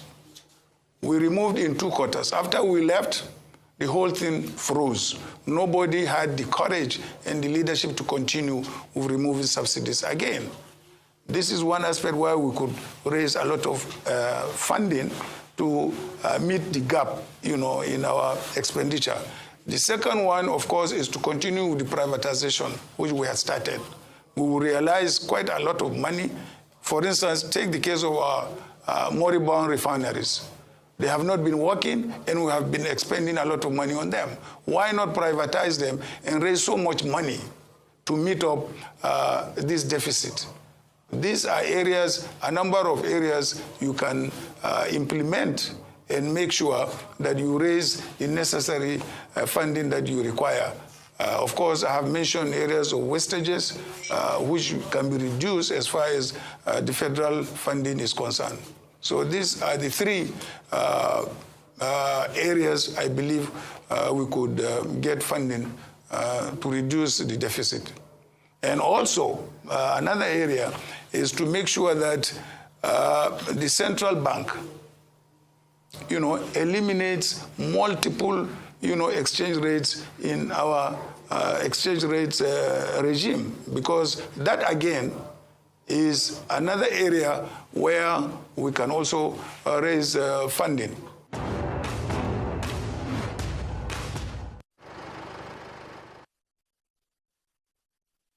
Emergencies happen when you least expect them to. It gets worse when you are cash-strapped. No need to despair. First Advance has you covered. You can get that urgent cash right now on First Advance. With First Advance, salary earners can get up to 50% of their salary. No hassles. As long as you earn a monthly salary and your salary account has been active for at least 2 months. It doesn't matter if you run a salary account with First Bank or any other bank. Just dial *894*11# or simply dial *894# on your mobile phone. What's more, when you open a First Bank salary account, you can enjoy 0 charges and free debit card issuance. Download the First mobile app on Play Store or App Store today. Log in to experience First Bank digital banking. Select Loans, select First Advance, and follow the prompts to receive your loan. Don't let that urgent need get the best of you. Get First Advance now. It's as simple as dialing *894*11#. First Advance. Fast, convenient, secure. You first. First Bank. There is a huge difference between the relative experience of salary earners and those of business owners and entrepreneurs. Someone who has never had cause to set up a business of his, who has never had cause to source for funds, turn it around, pay salaries, pay back the loan, and still make profit cannot be expected to be hands-on when saddled with an economy the size of Lagos. Experience that hasn't curbed Lagos's traffic in 24 years of their reign. Experience that hasn't addressed Lagos's perennial flood. Experience that currently leaves us with over 2 million out-of-school children. The duo of Jando and Funke have been investing in Lagos's economy for about 2 decades, running their personal businesses, employing people with track records of success. Lagos needs a breath of fresh air. Vote Dr. Abdulaziz Olajide Adediran Jando as Governor of Lagos State. PDP! Power to the people! The Independent National Electoral Commission, INEC, has reallocated voters from overcrowded polling units to less populated polling units. Make sure you verify your polling unit before Election Day. To verify, visit voters.inecnigeria.org. You can check using 2 options. Option 1, use your name and date of birth. Option 2, use your voter identification number, also known as VIN. You can find your VIN on your permanent voter's card. You will not be able to vote if you do not go to your correct polling unit. Making your vote count, consolidating our democracy. This message is brought to you with support from the European Union Support to Democratic Governance in Nigeria, EUSDGN program.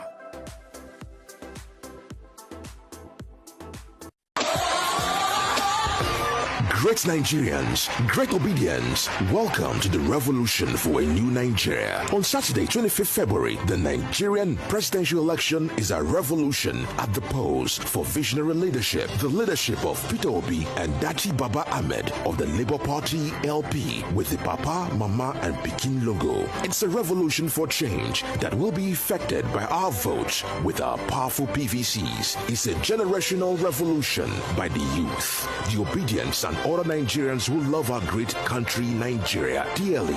It is a transformational revolution to get Nigeria back on track and move us from what is wrong to what is right. It's a revolution to unlock the greatness in Nigeria and Nigerians, the land and its people. A new Nigeria. It is possible with the right leadership, the Obidati leadership. This time, we won't miss it. Our votes will count.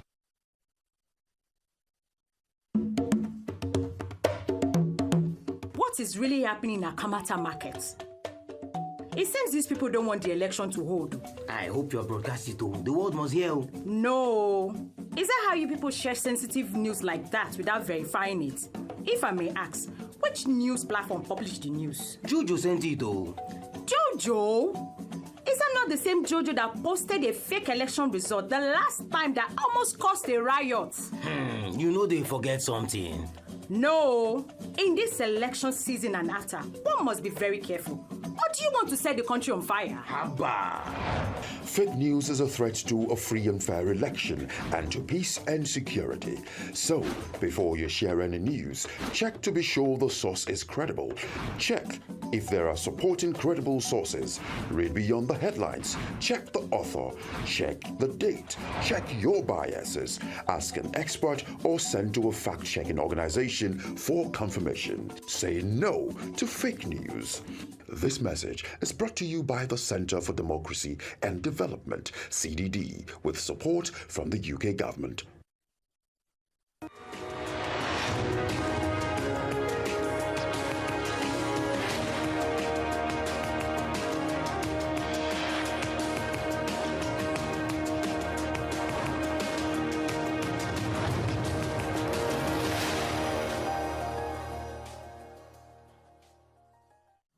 Welcome back to the morning show here on Arise News. Joining us now to review some of the headlines of today's newspapers from around the world is Arise News analyst Emmanuel Efeni. Good morning, Emmanuel. Good morning, Ruben. Good morning, Rufai. Good morning, Ayo. Good morning, sir. Yes, we start the review with this day Nigeria's newspaper of record. We flip through the headlines quickly, then we'll look at the closing remarks or closing arguments, as lawyers will put it in court, of the 4 frontrunners in the presidential polls coming up in 2 days' time. Now, this day newspaper, the lead story, National Security Council, elections will hold as scheduled. Police probing some governors for allegedly inciting violence. U.S. harps on peaceful, free, fair voting process in Nigeria. PDP, PCC condemns attack on TV, radio stations in Rivers. Yes, the National Security Council met for the first time in 2023 yesterday with the President Muhammadu Buhari presiding, and the assurance being given to all Nigerians. The elections will hold as scheduled. Nothing is going to change that. Now, the Guardian newspaper, again, Supreme Court defers ruling on Naira redesign to after election. Consolidates suits by 16 states. Fixes March 3 for judgment. Await our decision. Supreme Court tells Abia, other states seeking to join suits, we are overburdened. Something must be done in Nigerian constitution. Judges lament Nigeria left in the middle of the sea. Shehu Sani reacts, cash swap riots. We are investigating governors over inciting utterances, says IGP. Now, the New Telegraph newspaper also reporting that story. Suit challenging Naira swap. Major setback for vote buyers as Supreme Court fixes March 3 for judgment. Now, the Vanguard newspaper, Naira knows governors under investigation for inciting utterances, while the Nation newspaper, why I seek your mandate to be president by Tinubu, APC candidate writes Nigerians. Now, if we look at what these candidates are saying, the frontline candidates, Atiku Abubakar, Asiwaju Bola Ahmed Tinubu, Rabiu Kwankwanso, and of course, Peter Gregory Obi of the Labour Party. What are they saying in their closing remarks? Yes, if we look at, if we put that up quickly, Atiku, to my compatriots, why I seek your mandate to be president of Nigeria. Of course, he said, in all the states we have visited, there is visible landmarks. No, sorry, that's not, I just take, yes, Atiku. Yes, what Atiku is saying that I am a product of Nigeria that is now but a distant memory.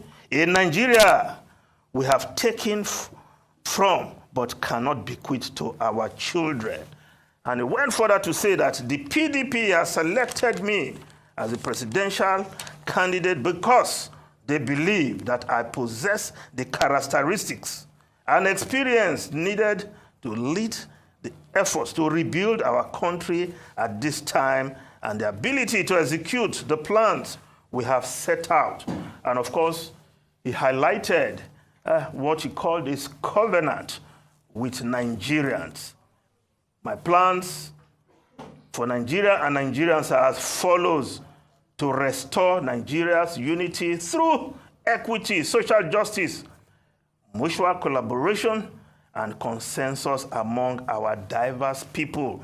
Also talks of to build a strong and effective democratic governance, where the safety and security of our people and their property is our primary and singularly most important responsibility. Also talks of strong, resilient, inclusive, prosperous economy that generates opportunities, jobs, and wealth, rebuilds a vibrant middle class.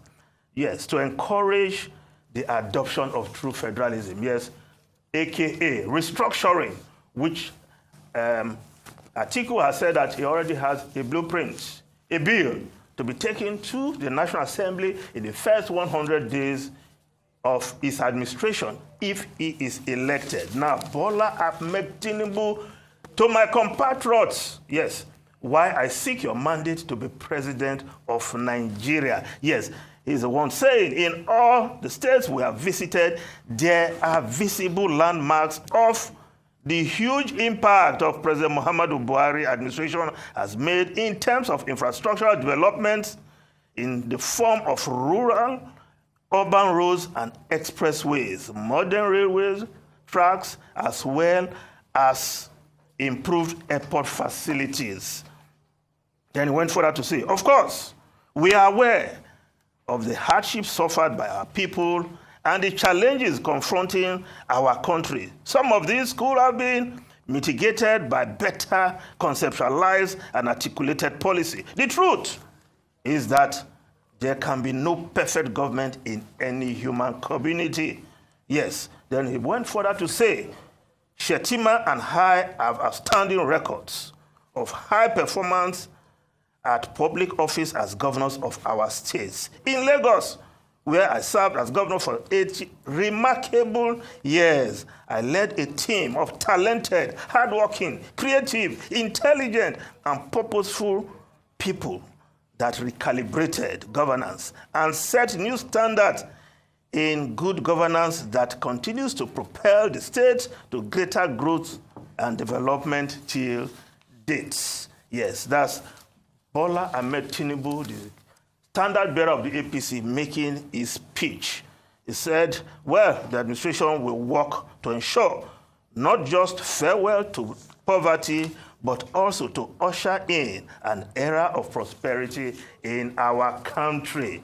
Now, Rabiu Kwankwanso, yes, also making his speech for the top job in the land.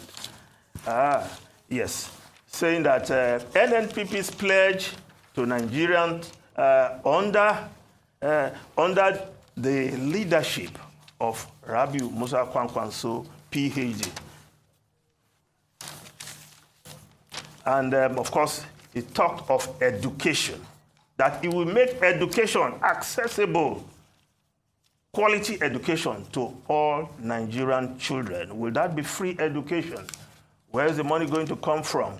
But Kwankwanso has a record in Kano, where he was governor for 2 terms, where he took education to another level, bringing the children of the poor to have quality education.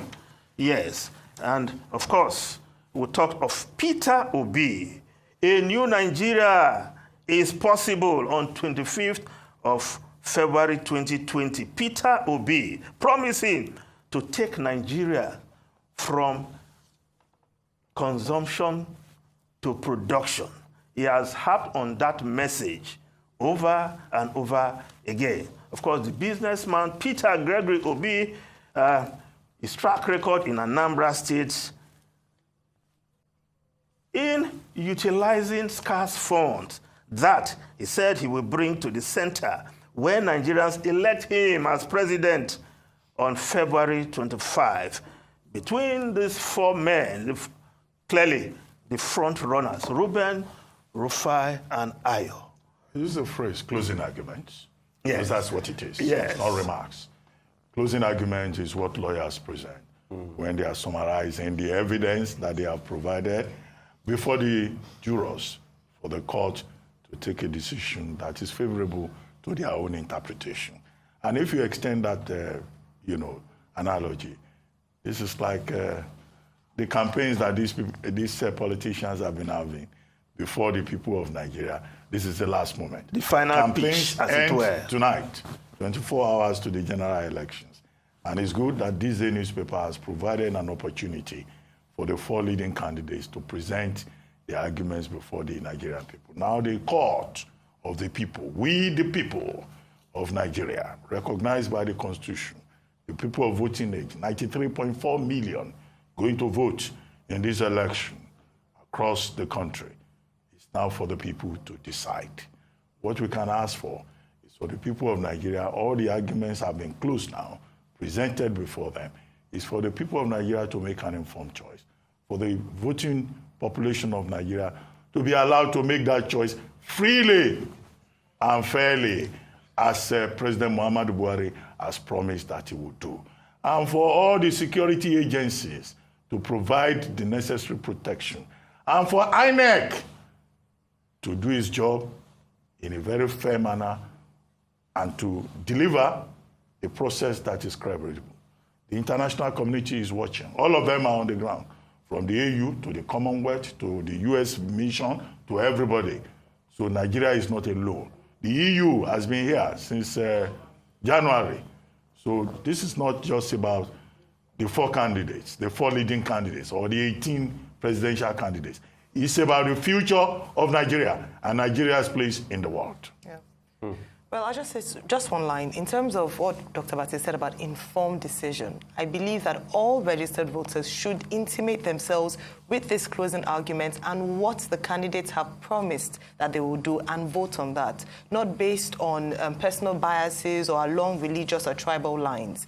Important, because those are not the things that would fix a nation. It is the position of the leader and what he says he will do, and that will hold them to account if whoever emerges as president.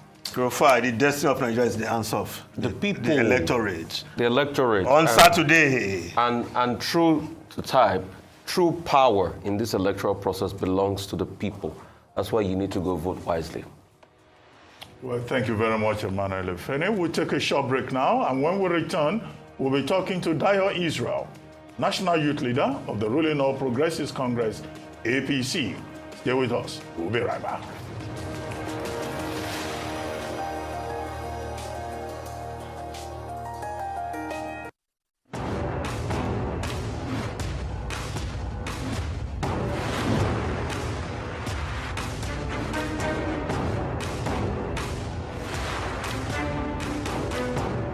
Yes, we are going to inherit a huge fiscal deficit. One way we can go about reducing that deficit is to remove areas of wastages in government spending. Another area we can also remove these wastages is also to make sure that we continue with the policies we had started. For instance, we started removing subsidies when we were in office. We were to remove subsidies in 4 quarters. We removed in 2 quarters. After we left, the whole thing froze. Nobody had the courage and the leadership to continue with removing subsidies again. This is one aspect where we could raise a lot of funding to meet the gap, in our expenditure. The second one, of course, is to continue with the privatization, which we had started. We will realize quite a lot of money. For instance, take the case of our moribund refineries. They have not been working, and we have been expending a lot of money on them. Why not privatize them and raise so much money to meet up this deficit? These are areas, a number of areas you can implement and make sure that you raise the necessary funding that you require. Of course, I have mentioned areas of wastages, which can be reduced as far as the federal funding is concerned. So these are the 3 areas I believe we could get funding to reduce the deficit. And also, another area is to make sure that the central bank eliminates multiple, exchange rates in our exchange rates regime, because that, again, is another area where we can also raise funding.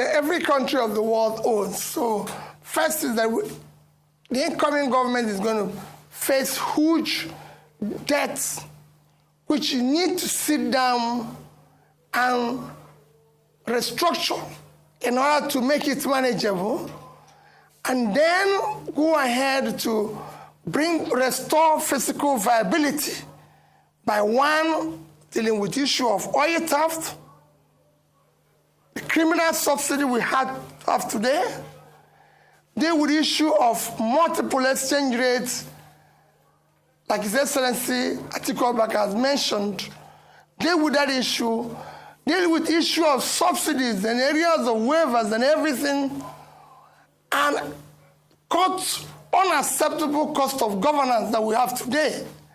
By the time you deal with all this, you will be able to have a situation where you now have to have what you can call an implementable budget, because you now borrow money for investment, and by doing that, you have to bring in growth, and as you grow, you might in fact be able to create more space to be able to borrow more, to be able to invest more, and these are how countries will grow.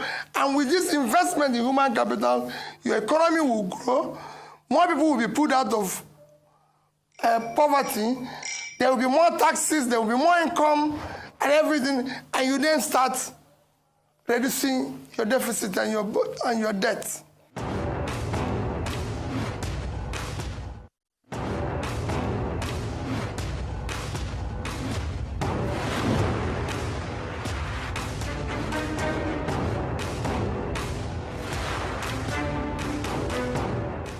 We will do whatever it takes to ensure that we have an inclusive government. Things should be run through merit rather than whatever things that will not help the country. Now, on the issue of budget, I'm happy to say that when I went to Kano in 2011, my second term, the capital was 30%, and of course recurrent was 70. And before I left the government, we were able to reverse it to 70-30. And I'm also happy to say that because of the fiscal discipline that we had by way of attacking corruption and so on, we were able to run our government first term in 1999, 2003, and 2011 to 2015 without borrowing a single kobo. Unfortunately, of course, at that time, we inherited debt that we had to pay. So twice I was living government house in Kano, twice I was paying all the debt that I inherited as a government. Now, at national level, we were told that there are serious issues now to the extent that now whatever we earn cannot even service the debt.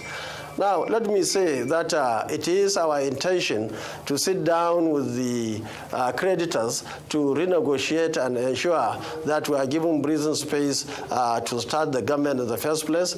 And secondly, we look at all areas of income, especially now that our oil, which is the main source of income, is being reduced from 2.2 million barrels that were given by OPEC, the allocation by OPEC, now to are told to about 1 million barrels. And that's why the issue of security comes in. We'll protect our assets. We'll make sure that we have enough resources coming in. We'll make sure that whatever we are spending is going to be a real value for money.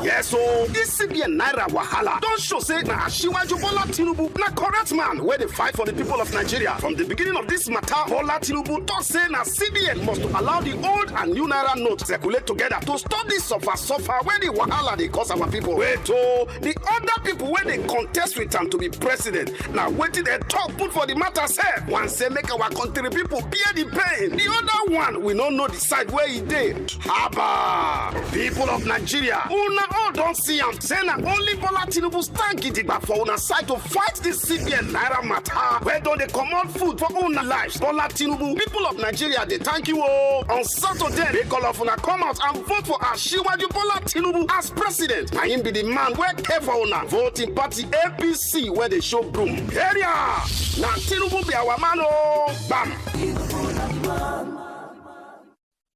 When you hear the sound of credit alert, quick and easy transfer, say we want to serve you better.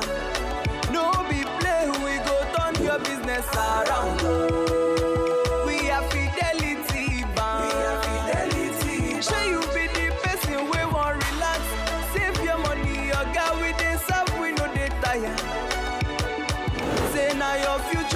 our concern. At Fidelity Bank, Fidelity there for you. We are here for you. We are the bank for you. It's true, do it all for you.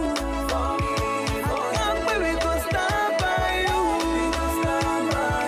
Put your trust in us. We are the bank for you. We are the bank. Fidelity. With Fidelity, we keep our word. 34 million hectares of arable land. Over 200 million people. One nation.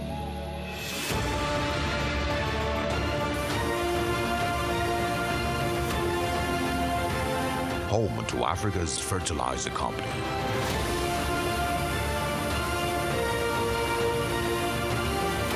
Dangote Fertilizer. Pure urea fertilizer.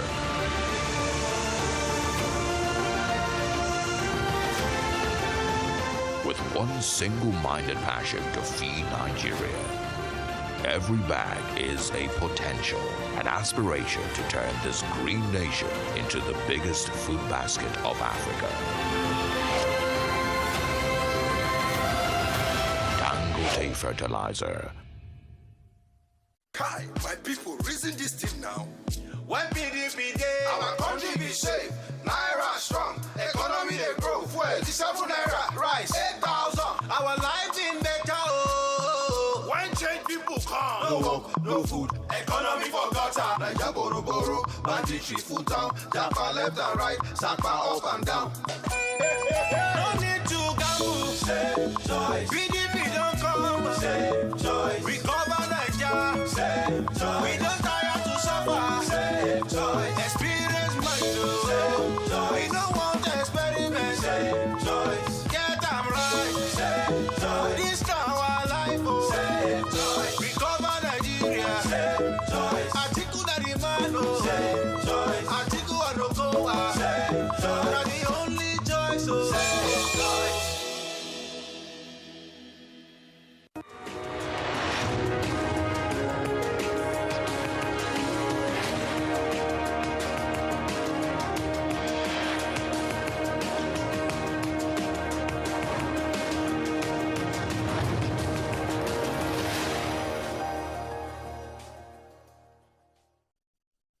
Welcome back to the morning show here on Arise News. Ahead of the February 25th election in Nigeria, the All Progressives Congress has wrapped up its campaign activities for the presidential election this week. The carnival-like political gathering drew party faithful from across the state and beyond the southwest, with musicians and actors serenading the mammoth crowd at the Teslim Balogun Stadium in Surulere. President Muhammadu Buhari led other party heavyweights, including Lagos State Governor Babajide Sanwo-Olu, to present APC presidential candidate Bola Ahmed Tinubu to the electorate in Lagos. Joining us now to discuss more on the APC campaign activities, strategies, and winning formula ahead of this Saturday's presidential and National Assembly election is Dayo Israel, National Youth Leader of the ruling All Progressives Congress. Good morning, Dayo. Good to see you. Welcome to the morning show. Good morning, Ayo. Good to see you. How you doing? Very well, thank you. Well, thank you for joining us. First, before we begin to discuss other matters, this is an opportunity to get you to talk about the Jagaban Army, which you as the National Youth Leader of the APC leads. And there have been criticisms whether this is a militia group or not, and you say it is not. But you have also been quoted that there is an Air Force wing, there is an amphibious wing, there is the naval wing of the Jagaban Army. Which of these wings of the Jagaban Army will you be leading as we go to the polls? Good morning, Dr. Abacha, and thank you for having me on the show this morning. Good morning to Rufai as well. Thank you for the great work that you guys do. How's it going? Yes, the Jagaban Army is, when we started the campaign, understanding that this election is a youthful election, and it's important that we engage and mobilize young Nigerians, in particular the over 200,000 young youth leaders in our party, and by extension over 10 million young Nigerians who are members of the APC. We set up our APC National Youth Week Campaign Council. And of course, we adopted the title, the Jagaban Army, because we're an army of young people. In other words, a battalion of young people. And of course, the battalion is also synonymous with the nickname for Asiwaju Bola Ahmed Tinubu, which is BAT. Of course, one of the main reasons why we adopted the word army was also because in election, canvassers are called foot soldiers. So if you're a foot soldier, automatically a soldier is a member of an army. So it's not like a military organization or anything of sort. It's just to say this is a combination of foot soldiers of the APC and Asiwaju Bola Ahmed Tinubu across Nigeria. Of course, we have also what we call the Asiwaju Air Force. That is inferred from the word airwaves. Communication, television, radio mast is controlled by the airwaves. And so our goal is to take over the air narratives, the media around Asiwaju. And you would agree with me that my candidate did a lot of that. Everybody's talking about him every day, even on the Rise TV and, and many other platforms. So we did our best to be able to, own, the airwaves. Not in a violent way like some other candidates' followers have done in terms of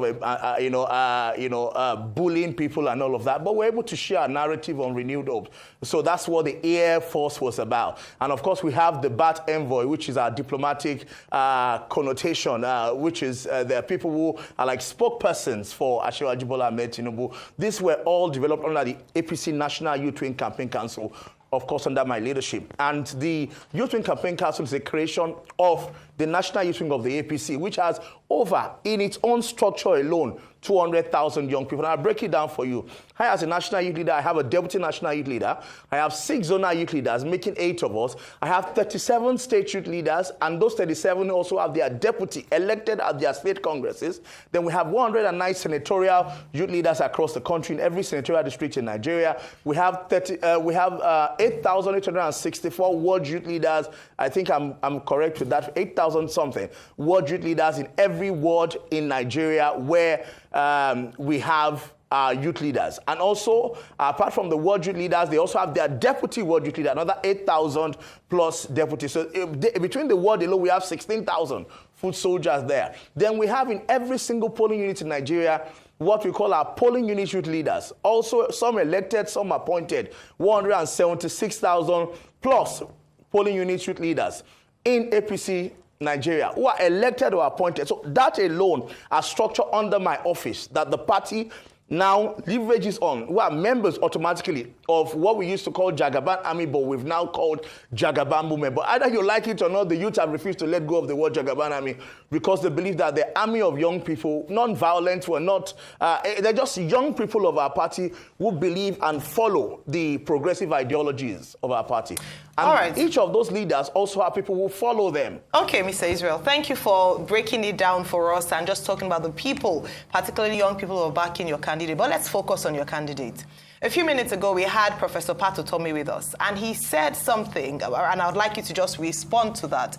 He said that he cast aspersions at the competence of your candidate, his mental capacity to be president. In fact, he said that we didn't want a to-rise situation again in Nigeria, quoting him, that if in the event that your candidate becomes president, it will be a power tussle, a struggle between his wife, Mrs. Oluwemi Tinubu, and his son, Seyi Tinubu, in terms of who is controlling things. What do you have to say about this?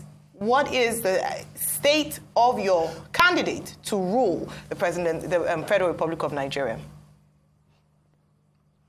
You obviously don't know Asiwaju, and I would expect that someone like President Patriotic, who was a close friend of Asiwaju, who Asiwaju supported when he was going to run for governor, I believe, of Delta State, will know Asiwaju better. But of course, you never know anybody these days. The reality is Asiwaju is one of the most brightest and self-willed individual I've ever met and come across. And many Nigerians, I've seen at rallies when people want Asiwaju to drop the mic and just walk away. And I said, no, stop. You can't tell me when to drop the mic. I'm going to finish saying what I want to say. way. In little things like that, he has shown his independence and his superiority. I've stood next to him when people say, you know what, I think we need to go time. No.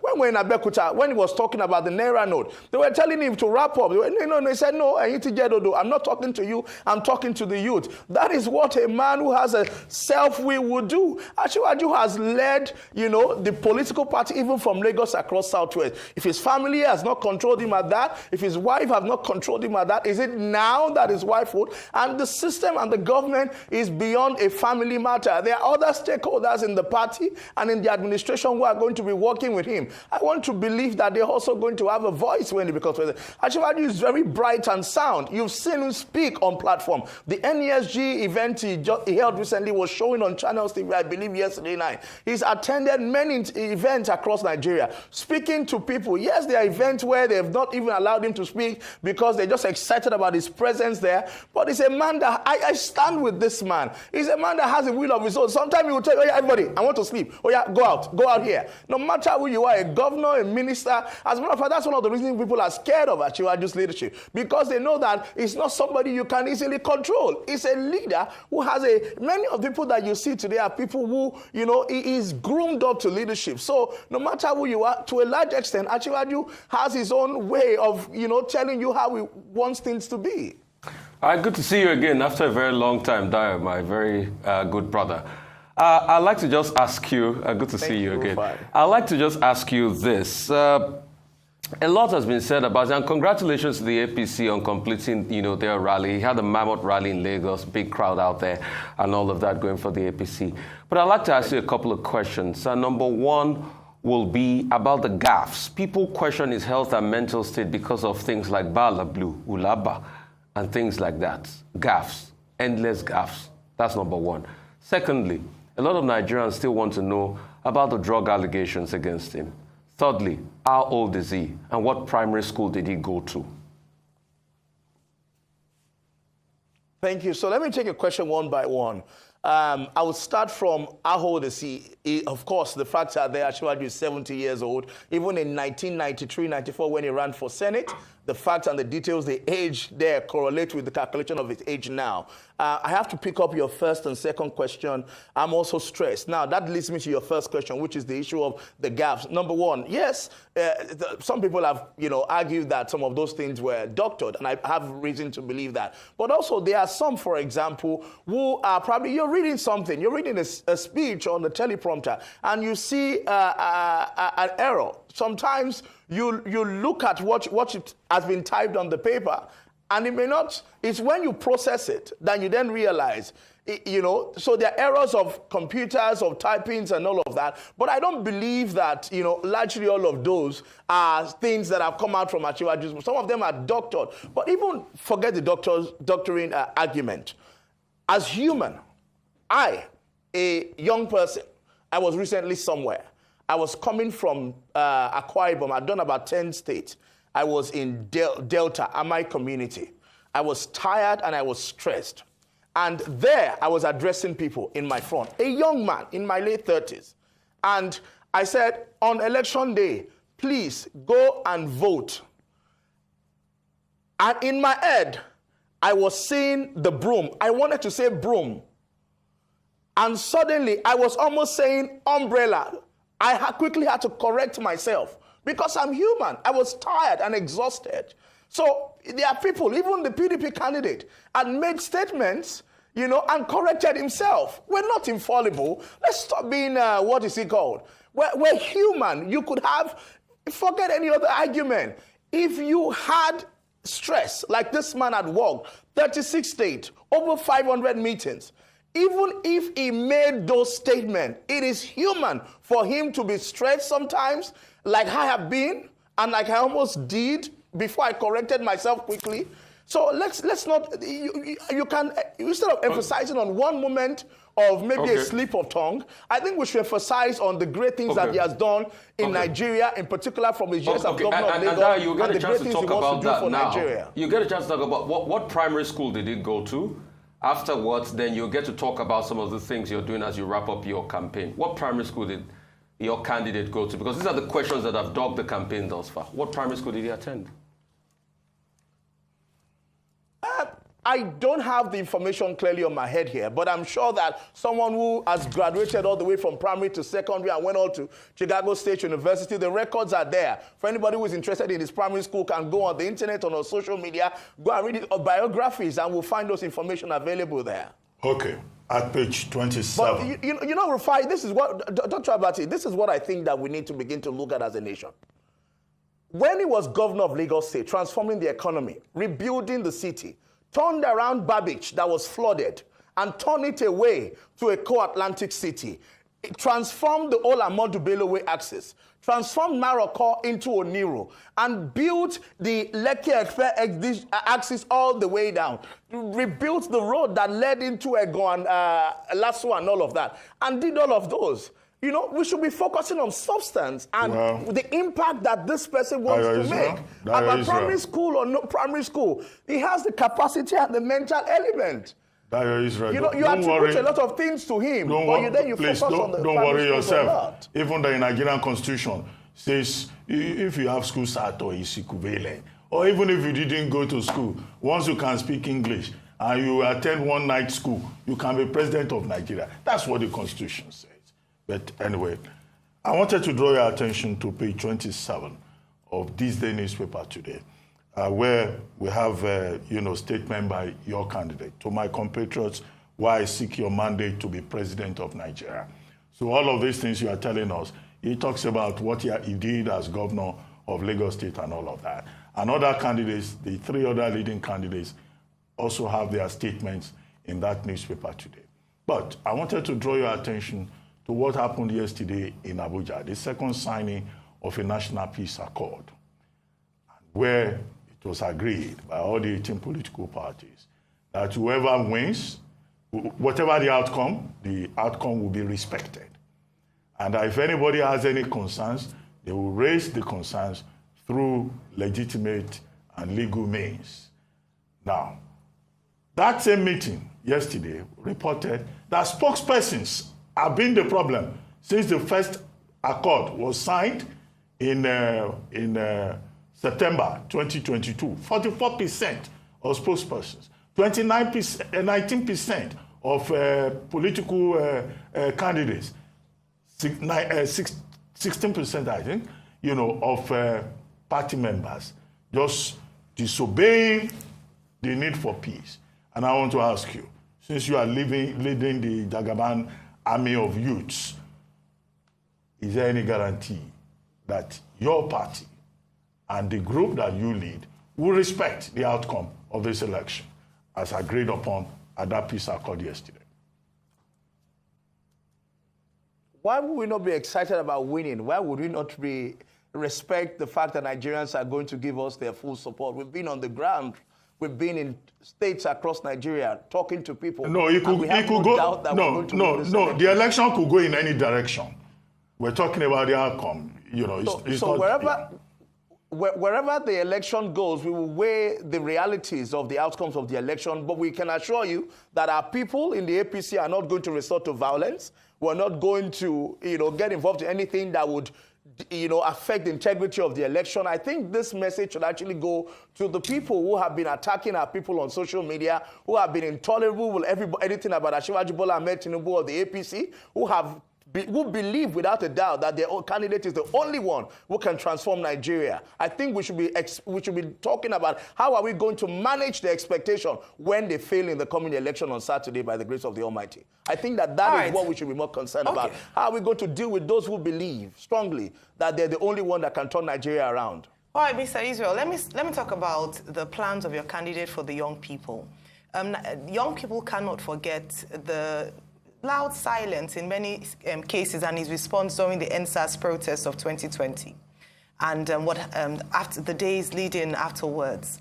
So there's a concern around his plan for young people and his respect for the opinions of young people in Nigeria. What are his concrete plans to ensure that he addresses the agitations from 2020 and he's able to run an inclusive government that is fully representative of young people?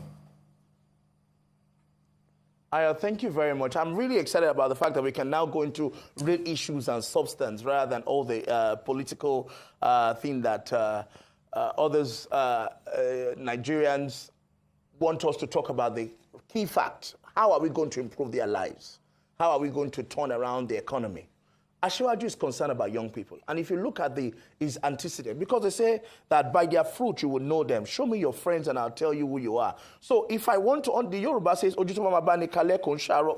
shake me. In other words, a high that is going to last with you is not going to start tearing in the morning. So I've got to look at what have you done before. If you are in front of me for a job interview, I'm going to ask you, what's your CV? Where's your background? So let me go into Asiwaju's background, for example. When he was governor of Lagos, he understands the importance of investing in the future. And he said, if we're going to invest in the future, we've got to invest in education. And because of that, he began by first paying the WAEC and NECO fees of every young person, every student in Lagos State to enable them to be able to have a quality education and go to university. That is part of his background that he had done. One of the things he also did, for example, was to introduce what he called the one-day governor. I was a one-day commissioner of information. Afterwards, I got the opportunity to get a scholarship from Asiwaju to go and study at London Metropolitan University. And I'm one of over 10,000, if not more, that have benefited from Lagos State government scholarship, bursaries, and all of that across, in particular, under Asiwaju's government. Now, let me speak to that fact. As a result of his passion for education, he now created the one-day governor program so that, young people who distinguish themselves in the classroom, in their studies, can get a shot at leadership to show you that if you study hard and you don't do Yahoo, you get a chance to become maybe a governor one day, a minister one day, a president one day. That's investing in the future. Now, where does that lead us today? You will see the same structure mentored by Asiwaju has already grown in Lagos, for example, where there's a program we call a Co-Excel, which has been studied by other states, including Kwara, which inspired the Kwara Learn program, to then get young people ready for the future. So we're even beginning from basic education. Buhari administration has invested a lot in the TED Fund, for example, over 1.7 trillion capital intervention in TED Fund, but also in UBEC, Universal Basic Education. A lot of investment was done. Asiwaju is saying, when I get into government, I'm going to invest so much money in UBEC to begin to invest in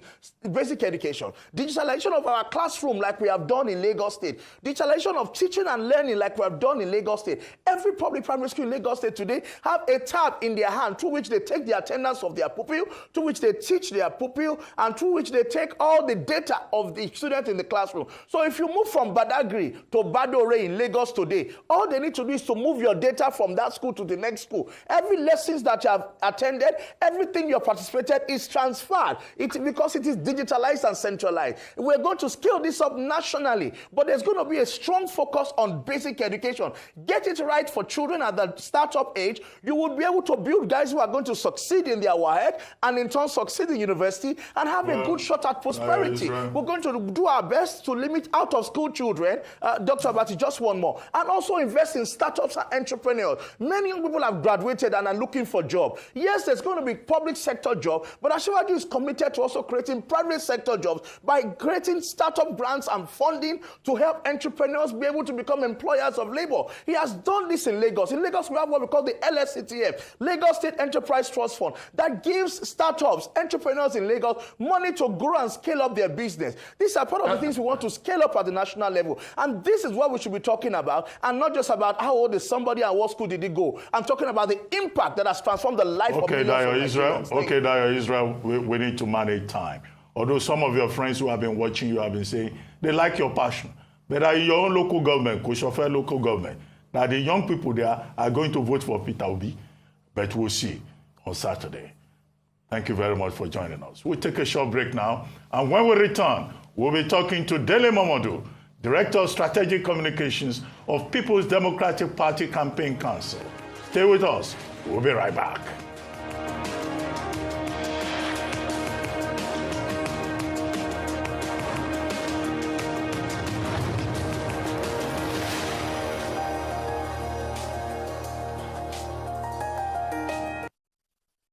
The 2023 general election is the second general election since the passage of the Not Too Young to Run Act. About 28.6%, which is over 4,000 young candidates between 25 to 35 years of age, are contesting for various elective offices across Nigeria. These young men and women with competence, capacity, and character need your support to win. The 2023 election is an election of rebuilding this great nation and restoring hope through our vote. Imagine a government with 30% young elected leaders with competence, capacity, and character. It begins with one vote, your vote. These young candidates are deciding Nigeria's future today. Our future depends on your vote.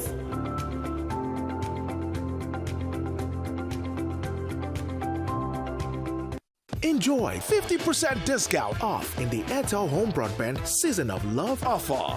Buy a router for just 10,000 Naira and get up to 240 gigabyte or a MiFi for 5,000 Naira and get up to 125 gigabyte bonus data.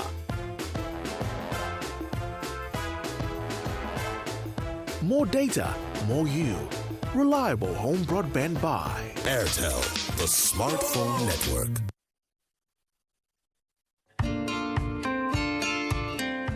Hello there, welcome to Able to Vote Guide. Able to Vote Guide is a voter education series to increase the participation of registered voters with disability and of course the society at large. My name is Jake Epele. I am the CEO founder of TAF Africa. Let's get started. In today's episode, we will focus on how a person with albinism like myself can use magnifying glasses to aid your voting in the electoral process. If you're a person with albinism, magnifying glasses will be provided at the polling unit where you are registered. A magnifying glasses, like what I'm holding, is a lens that produces an enlarged image, typically set in a frame with a handle and used to examine small or fine detailed things such as fingerprints and fine prints. You are expected to request for a magnifying glasses the moment you get to the voting cubicle. Use it, cast your vote, and go home. Remember, this can help you to avoid unnecessary exposure to the sun.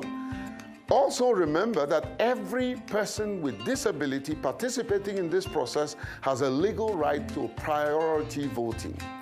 However, in a situation where you have lots of persons with disability in a polling unit, special queues should be maintained to quicken the process and give priority to people with disability to cast their vote with dignity and privacy. This message is coming to you from TAF Africa with funding from the European Union, supported by our media partner. For more information on the activities of TAF Africa, follow us on our social media handles. You'll find our website on your screen now. See you on the next episode of Able to Vote Guide. I remain yours truly, Jake Epele. Bye. This our landlord and his wife happy fight for Africa, sha. Chai, no mind the man. With that in nose like our Market Square Junction. Hey, whoa. Una don't start this now gossiping again, Abi. Okay, una met there at Akamata Community Square. They sell their votes to politicians for cool 5K. Una sit down here, the mumu una safe. It's alright. Omo, make we sef go collect our own cash. Collect waiting. God forbid. So you want sell the next 4 years of your life for 5K, Abi? Well done. You sabi say this 5K now 4 naira per day for the next 4 years. Make una get sense now. Haba. No nonsense in they talk. Make month end rich, make una no pay me my rent. Na that time I go see fire. Make una know they listen to people like this landlord. Election no be business. Now your civic duty to your country to help elect the correct leaders them. We go fit create better life for us and no gon get future for our children. Make you no sell your vote. Cause if you sell your vote, now your future you don't sell be that. This message now from the Center for Democracy and Development, CDD, with support from the MacArthur Foundation.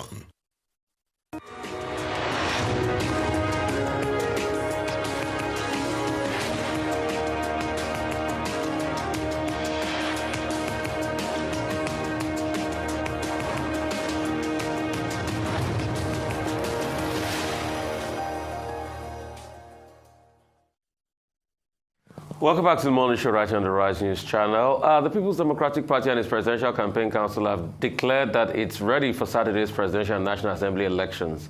This is as the national leadership of the PDP expresses firm optimism that its aggrieved governors, popularly called G5, will work for the party in February 25th presidential election and National Assembly elections.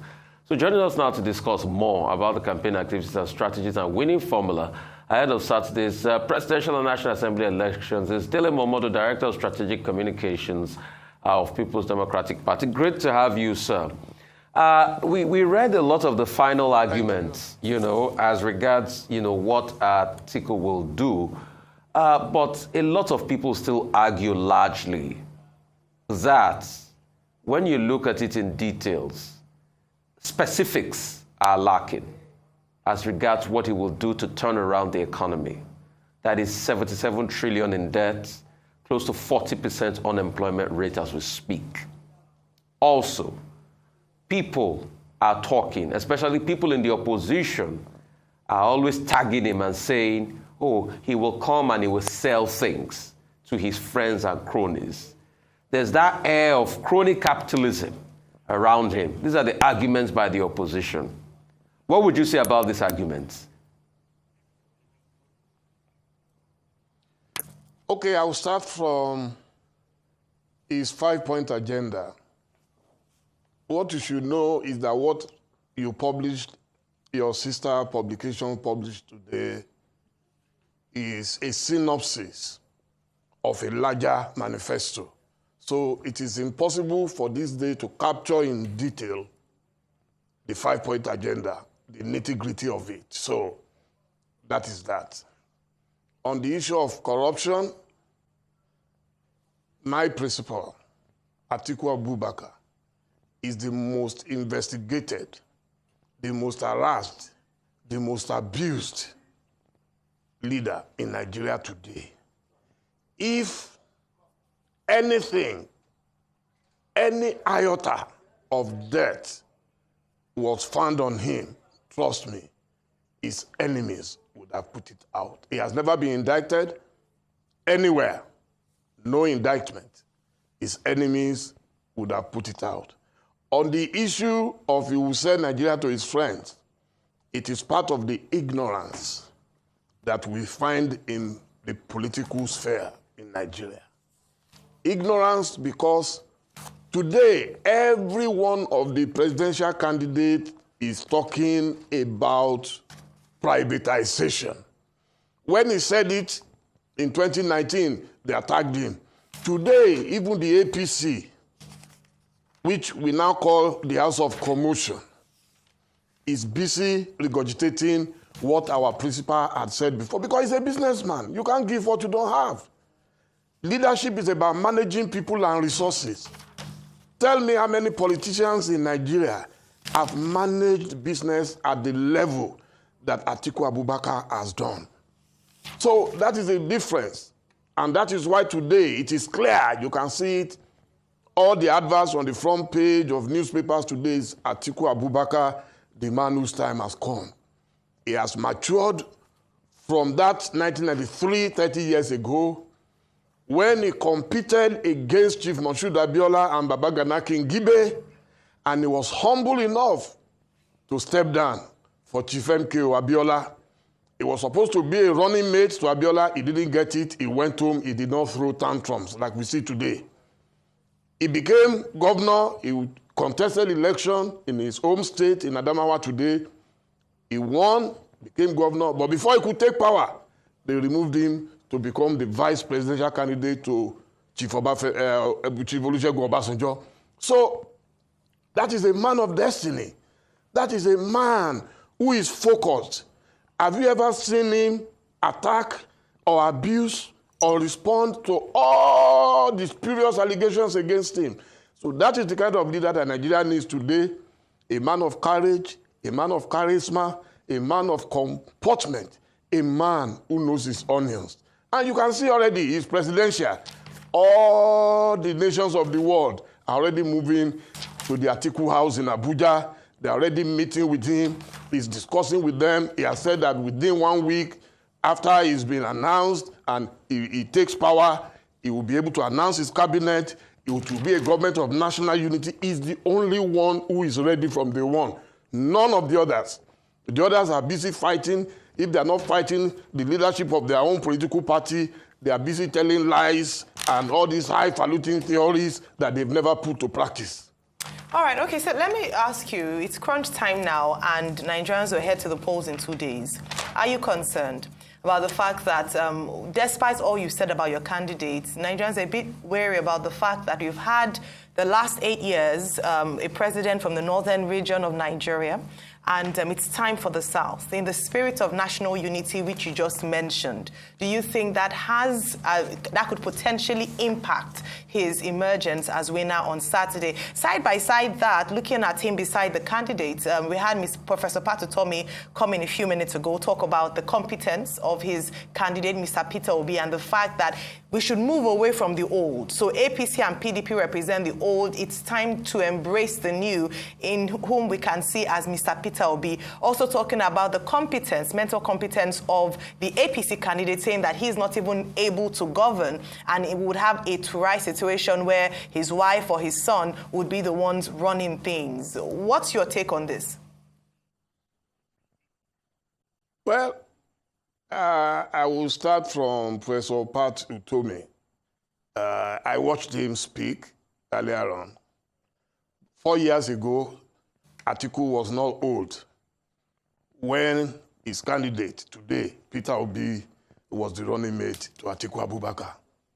We have on tape all the nice things that Obi said about Atiku and continues to say. You can see that even at the Arise News Town Hall debate, he was still quoting what his former principal said during the debate. That's to tell you that it differs to the experience, to the exposure, to the knowledge of Atiku Abubakar. So if Prof, a man I respect so much, said that, of course, it's in the nature, it's in the character of politics and politicians, of course, to say such things. So, and then when you look at where we're coming from right now, Atiku Abubakar, no matter what you want to say, is very prepared. He knows what to do. He's not fighting anybody. Even in his broadcast yesterday, he said it. He said, whosoever, even if you're not going to vote for me, please go out to vote. That's a statesman. What Nigeria needs today is a statesman who knows what to do and who has the right temper and temperament. That is what is in short supply in our country today. So, for me, we are ready on Saturday to go all out and make sure that we deliver on what we have prepared for. As I told you, he started the journey long ago. It's not a day's journey. So when you see people who come today and think in one day you can just get it, it's not that simple. He has built the bridges, and that to me is key. Nigeria is in dire straits today. We are living in very precarious times. A period when the falcon cannot hear the falconer, when things are falling apart and our country is no longer at ease. So you need a man of the people, okay? And I'm borrowing the titles of the great writer Chinua Achebe in demonstrating to you the character, the personality of Atiku Abubakar. Okay, 2 quick things. I know you've tried to respond to Professor Pat Utomi, but one of the things that Professor Utomi also said is that the candidate of the APC does not have the physical and mental capacity to be president. Do you share that view? But he says Peter Obi is the best man for the job. Secondly, yesterday, there was the second meeting of the National Peace Accord Committee. And that committee specifically said that spokespersons have been the major problem with peacemaking in this electoral process. 44% of spokespersons of presidential campaigns were fingered, were called out as people who have been most difficult. And that in the post-election season that we're going to, they're hoping that everybody, members, candidates, spokespersons, will give peace a chance and respect the outcome of the election or express their grievances in a legitimate manner. They didn't remove PDP. Will PDP be peaceful, whatever the outcome of the election? Particularly all these people on social media who are always causing, so much ruckus. Dr. Ruben Abati, you know for a fact that I am not a medical doctor. I am not a psychiatrist, so I cannot speak to the mental ability or capacity of Asiwaju Bola Ahmed Tinubu. And then also, in the mood of the peace accord, I'm not supposed to have any bad words for anybody today. I want to be remembered as one of the few people who ran a professional campaign. So let Nigerians themselves judge whether they think Asiwaju Bola Ahmed Tinubu is fiscally fit, mentally okay. I heard you when you were talking about, okay, I think it was Rufai was talking about gaffes after gaffes. Let Nigerians be the judge. I don't want anybody to say, oh, it's Dele Momodu, he's the director of strategic communications. Who said this? Who said that? Nigerians have eyes. Nigerians have ears. They can see how unruly these APC characters are being, extremely unruly, abusing their own president. I saw my big brother, Aliyu Adams Oshiomhole, climbing the roof of a vehicle in Edo State and abusing Buhari. I have never seen this Fuji House of Commotion before in politics, where people who used to hero worship the president just because they know he's on his way out. And the man who wants to take power from him is the one leading this rebellion. So I'm not a doctor, but what they are doing to me doesn't make sense. Peter Obi says he's the best for the job. What did I expect him to say? But he knows his senior. He knows that he is not in the same league as Atiku Abubakar. That is why he agreed to be his running mate the last time. And he hasn't told us that he discovered something untoward while he was running mate. He continues to give respect to whom it is due. And that is the way it should be. I like Peter Obi for that. I know it's going to be almost impossible for him to win, but I'm not God. You see, the configuration of Nigeria is what has convinced me that Atiku has the best chance. The history of Nigeria has also convinced me that history is still repeating itself like it did in 1979, in 1983, when we had Chief Obafemi Awolowo in the southwest, we had the Owele of Onitsha, Dr. Nnamdi Azikiwe in the southeast, we had Shagari from this northwest, we had Baba Aminu Kano in Kano, just like we have Kwankwaso today. And so it's a repeat. Whenever two strong southern candidates meet a mainstream northern candidate, it is impossible to beat them. So today the competition is between Asiwaju and Peter Obi. It is not with Atiku Abubakar. That is a theory that held then, that holds today, and may still hold tomorrow. And that's the way I'll rest my case. Okay, because it's the day for final arguments. At a point in 2019, the PDP party chairman had to apologize to Nigerians for failures in the last 16 years. The PDP had a chance to change this country. They spent billions of naira on the power sector. Nothing happened. They spent billions of naira on the economy. It didn't still move the needle. Some people say it was better than this APC government, but it didn't still move the needle. They spent billions of infrastructure. We didn't see anything because there were many projects started by the PDP that was caught up in corruption. And there are many of them like that. Take, for instance, the Port Harcourt-Maiduguri rail line that was awarded under the PDP, that nothing was done because of corruption and mismanagement. So the PDP had come out at some point to apologize for failures in 16 years. Why should we give the PDP another chance, despite its failures when it got a chance for 16 years? Those are the arguments the opposition are trying to put forward to you this morning. If you said PDP failed, I cannot find any word in the lexicon to describe what APC has done in the last 8 years or whatever they have left undone. Anybody who loves Nigeria today will never pray for APC to come back to power. And if you are talking about apologies, that PDP apologized, what happened was that we thought PDP, nothing could be worse. I was one of those who supported Buhari. I still respect him till today. I believe that a lot of guys around him, from what they are doing today with this currency thing, I can see clearly that you have a lot of very unruly fellows. I don't want to use any worse word. Very unruly. So if this is the quality of advice they've been giving to the man, this is how they've been manipulating and blackmailing and bullying him, then Nigeria is in danger if they ever come back to power. Apologies. If you feel that you disappointed someone, there is nothing wrong in apologizing. But let me tell you, the case of APC is so bad that the wife of the president came out openly to apologize to Nigerians that we failed. What could be bigger than that?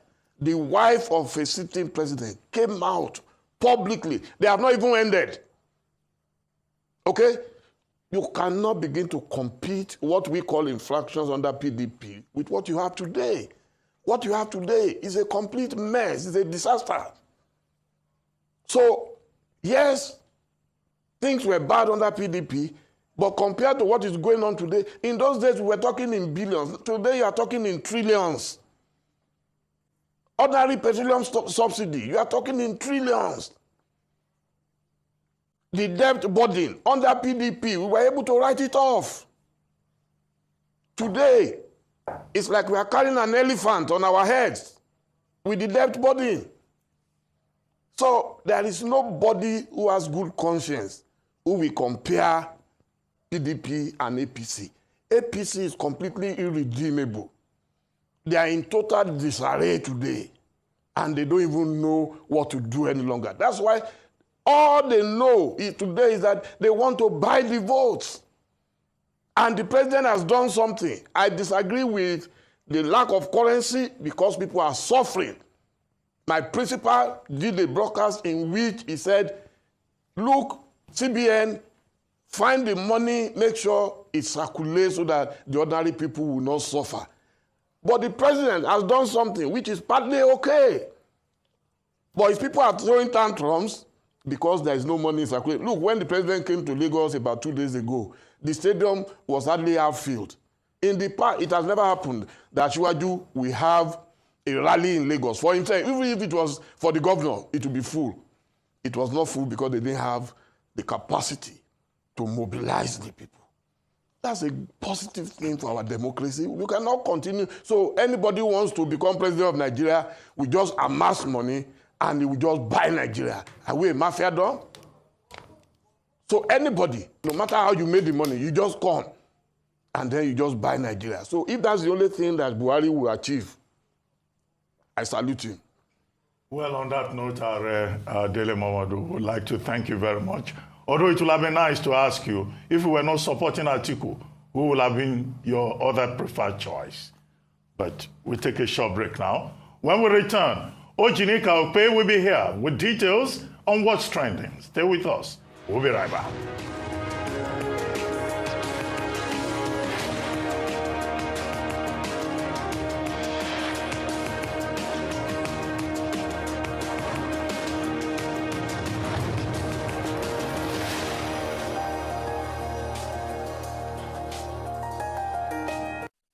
Imagine your wallet can be everything.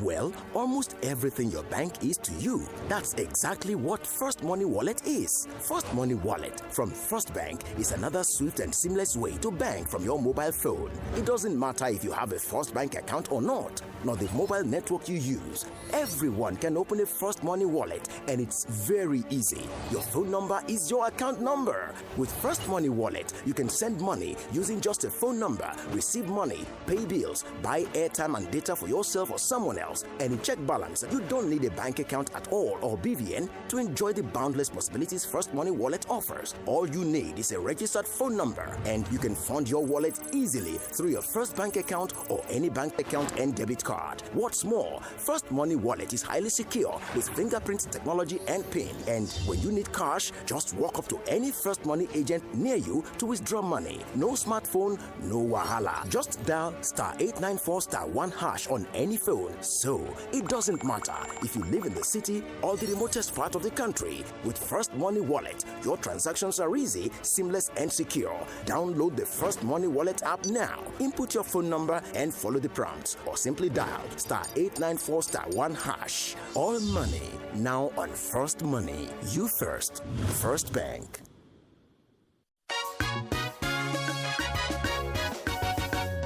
Great people of our land, at the dawn of light, did you know that while our gallant men were fighting off bandits and insurgents, we were also laying a solid foundation for the infrastructure revolution to spark the growth of our economy? Did you know that the revolution stops not with infrastructure?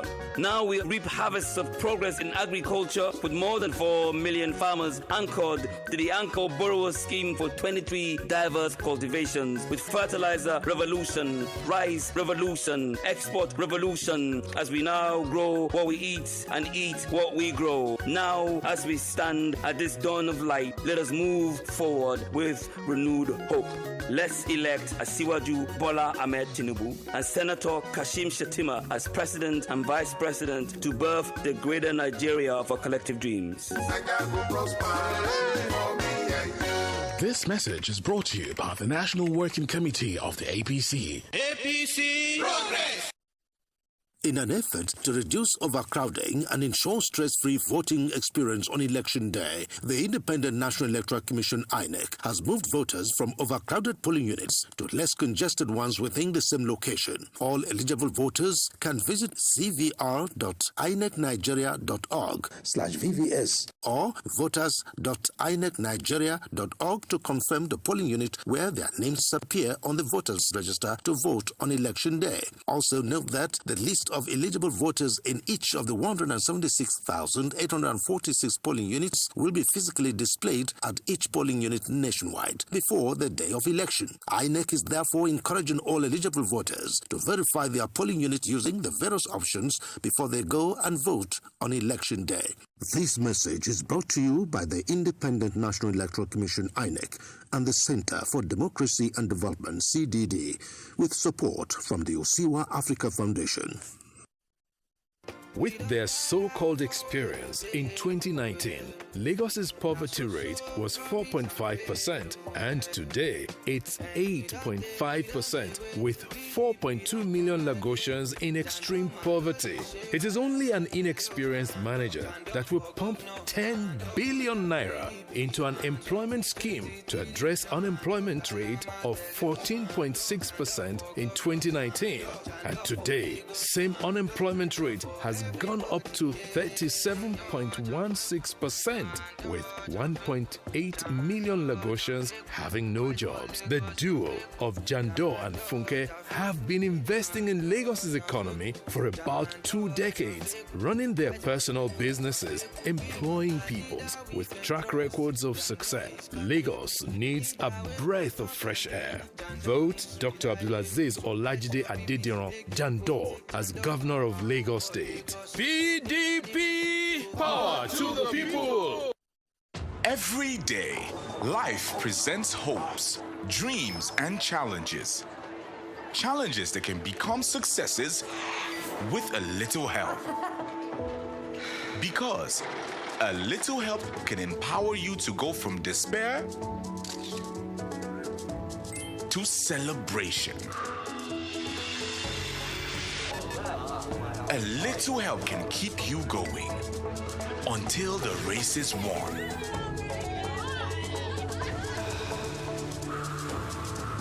A little help can turn bundles of anxiety into a bundle of joy. And with Glow Data, you get much more than just a little help. You get the biggest data deals in town to make every day glow with small wins and big wins. Dial *777# to select your Glow Data plan.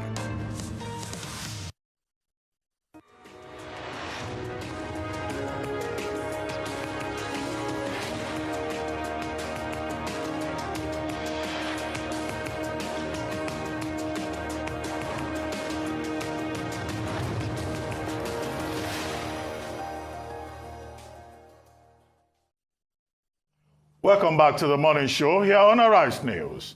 Joining us now is Ojinika Ojiokwe with stories trending around the world. Hello, Junix. Good morning, Dr. Bati. How are you? 2 days to the election. Can't wait. Yes, we can't wait. How are you, Ayo? I'm very well, thank you, Oji. I know in 2 days we're all going. Everybody will what? Rest. Rufai, how are you? Good morning. Rest. Perfect. Good morning. Those that will eat breakfast will eat breakfast and will rest. Inshallah. Well, all right. Good morning to you, viewers. Here are some of the stories that are trending across the globe. In the United States, senior government officials lent their voices to peaceful elections in a video message to Nigerians just 2 days to the general election. The officials include U.S. Secretary of State Anthony Blinken, U.S. Ambassador to the United Nations Linda Thomas-Greenfield, and Samantha Power, Administrator of the U.S. Agency for International Development. The officials urged Nigerians to vote on Saturday as they have the opportunity to create a better future for the country by participating in free and fair elections. And during this election, you, the people of Nigeria, have a chance to make your voices heard, to choose your future. The United States does not support any individual candidate for office. But we strongly support a peaceful election that reflects the will of the people of Nigeria. Because free and fair elections in Nigeria help create a freer and fairer world for everyone. Your vote matters.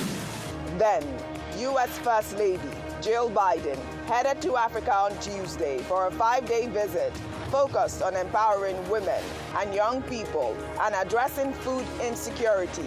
Jill Biden's first stop was Namibia, and then she will head out to Kenya, accompanied by her granddaughter, Naomi Biden. The visits to the East African countries is part of a push by the United States to step up engagement with Africa as a counterweight to China's influence on the continent. In Nigeria, President Muhammadu Buhari on Wednesday advised candidates contesting in the general election to respect the choice and voice of the electorate at the signing of the peace accord by candidates and chairpersons of 18 political parties participating in the presidential election. In his goodwill message at the ceremony organized by the National Peace Committee, the president said that since the start of his administration, he has been committed to leaving a legacy of free, fair, credible, safe, and peaceful elections. Since my assumption of office, we have worked so hard to ensure that we pass on a legacy of free, fair, credible, safe, and peaceful elections.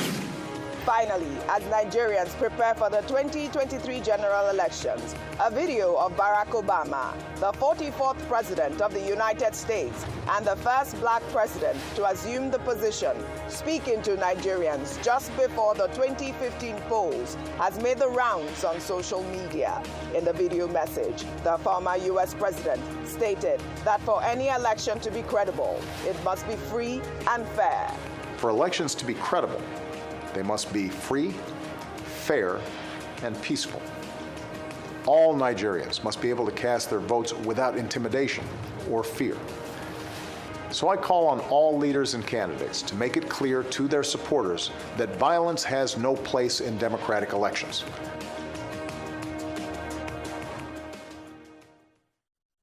All right, well, Barack Obama's message is re-echoed again with President Muhammadu Buhari's statement at the signing of the peace accord yesterday. But I want us to do something different on what's trending today. I'd like for us to go over... Go ahead. Before you do that, sure. Somebody sent me some special information now. On? Saying more viewers are watching Arise News on YouTube than currently watching Al Jazeera Live, Bloomberg Live, channels, TVC, and ABC News Live. Yes. So, you are truly famous. So, add small swag. Okay, Swag. swag. Good swag. People are watching you on YouTube more than any other channel. Are you saying, is it me or Arise News? It's the morning show. All of the shows, prime time, Arise is doing fantastic. Fantastic. Okay, well, kudos to Arise News. All right. Like I was saying, I'd like for us to do something different on this edition of What's Trending. I'd like for us to go over all the 4 leading contenders up for the elections on Saturday. I'd like for us to start with Bola Ahmed Tinubu, who, has had a long track record in the history of politics in Nigeria. This is my take. I mean, he has been known to have put a lot of politicians in power. He's also boasted about putting in the current administration. We don't know what his chances are, but he has also been tackled a lot of times based on his, the record of his health, his wealth, and all of that. That probably is one of the focus that a lot of Nigerians were focusing on in this election. Well, in his closing argument, Tinubu said that their administration will work to ensure not just a farewell to poverty, but also usher in an era of prosperity in our country. He also said to achieve this, they will re-engineer our security architecture to enhance the capacity of our armed forces and security agencies to guarantee the safety of lives and property of our people, and that he will enable our farmers. During his campaign, he's always talked about agriculture. It's not the first time we're hearing agriculture. He says that our farmers will fully return to their farms with the increase in food production and affordability. Rufai, I'd like your thought on Asiwaju Bola Ahmed Tinubu and his chances as well. I mean, great. Whatever people say, give it to him. Asiwaju Bola Ahmed Tinubu is a politician that will constantly be in the minds of Nigerians for a long time.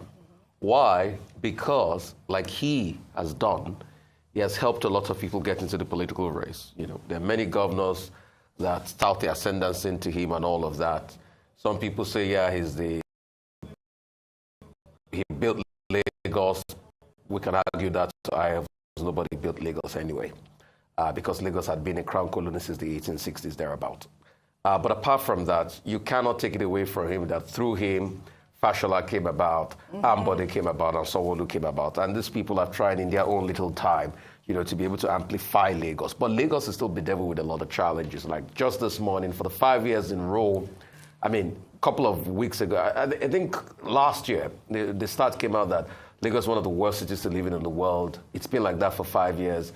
Out of school children and all of that. But also he will make an argument that he has done infrastructure. You can see the Lekki Seaport, other great things he has done, the rail line and all of that. But you see, apart from that, going to the national scene, he said he will revitalize the economy. He's going to bring about agric boards. Some people argue and say, okay, what was the lot of agric board in the 60s? What led to their demands in the first place? He's going to revitalize the economy. He has sort of an idea as regards, raising revenue and all of that. And he's also said he's going to open up the economy as regards tech for young people and all of that. But people will also make the argument that all of this is in the execution of this Grand Plaza idea. He's got a national spread. You can't take it away from Bola Ahmed, but he's got a natural spread. He reaches across all. He's got a formidable campaign because also he's a media owner. And don't forget that the power of media too comes in strong in all of this.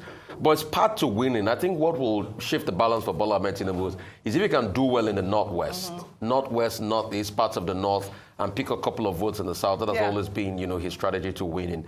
But he's a formidable part of the race. Some polls have tipped him to win. The Fitch polls once or twice have tipped him to win and all of that. But one thing you can't take away from him is a formidable politician. But there are also arguments, like you said, about drug records, age, and all of that, primary school and all of that. All of these cases, you've had a plethora of cases in court as regards that, but you can't take it away from him. He's put in a formidable argument. He's put in a formidable campaign. And concerning his health, the refrain he will always say is the fact that they say, oh, I'm not healthy and all of that, but I have campaigned the hardest. He has really done well on the campaign train, campaigning across board. But most importantly, whatever we say here is just academic because it's the Nigerian people that make their decisions. All right, let's move over to Atiku Abubakar since we don't have much time. In his closing argument, he says we can build Nigeria of our dreams. We know that, Atiku Abubakar was former vice president of Nigeria who has had a long track record in the history of politics in Nigeria. He has said that the country, has been incredibly good to him and that he's in the race because he's a product of Nigeria. Let's take one of his closing arguments. He said, a Nigeria that took its young from the cradle, educate them and gave them economic opportunity till their grave. And this is the Nigeria that he was born into. And this is why he's running for office. Dr. Bate, I'm sure that you have a lot more to say about Atiku Abubakar. I don't want to read much on him here. I'd like to hear your thoughts on Atiku Abubakar so that we can move over to other candidates really quickly. I mean, what more can I say? All the candidates have, presented their cases. They've gone around the various constituencies, including the presidential candidate of the People's Democratic Party. And today, before you joined us, we had Are Dele Momodu, who is a spokesperson for the PDP Presidential Campaign Council. And he made a very strong case for Atiku Abubakar, as other spokespersons have done for their own candidates. You already, outlined the 5-point agenda. Atiku is campaigning on the basis of a 5-point agenda, which is available in the This Day newspaper. Yes. Today, I think at page 25, thereof. But the thing to say is, as I said earlier, that Nigerians must go out en masse to vote. They must do so wisely, in an informed manner, and that the security agencies must provide an enabling environment to ensure that there is safety and that the outcome is credible. Now, a number of issues. The Inspector General of Police spoke yesterday, and he was saying that there will be curfew from 12 p.m. to 6 p.m. on Saturday, which is, of course, what is usually done during election period. But what would the Inspector General of Police do about a certain Simon Ekpa, who has said in certain parts of the country, from the south, in fact, from Wari-Ugeli, all the way to Eket, to Uro, Uyo, to Ahoda, to Bayelsa, that nobody should come out on election day from 6 a.m. to 6 p.m. and that there should be no voting in those places. That would be a major challenge, not just for the police, but also the security agencies. Also, with security being an important issue, I think it's also important that people are reminded of what was said by the Inspector General of Police again yesterday, that state security outfits are not part of this election. So Amotekun is not part of the security arrangement.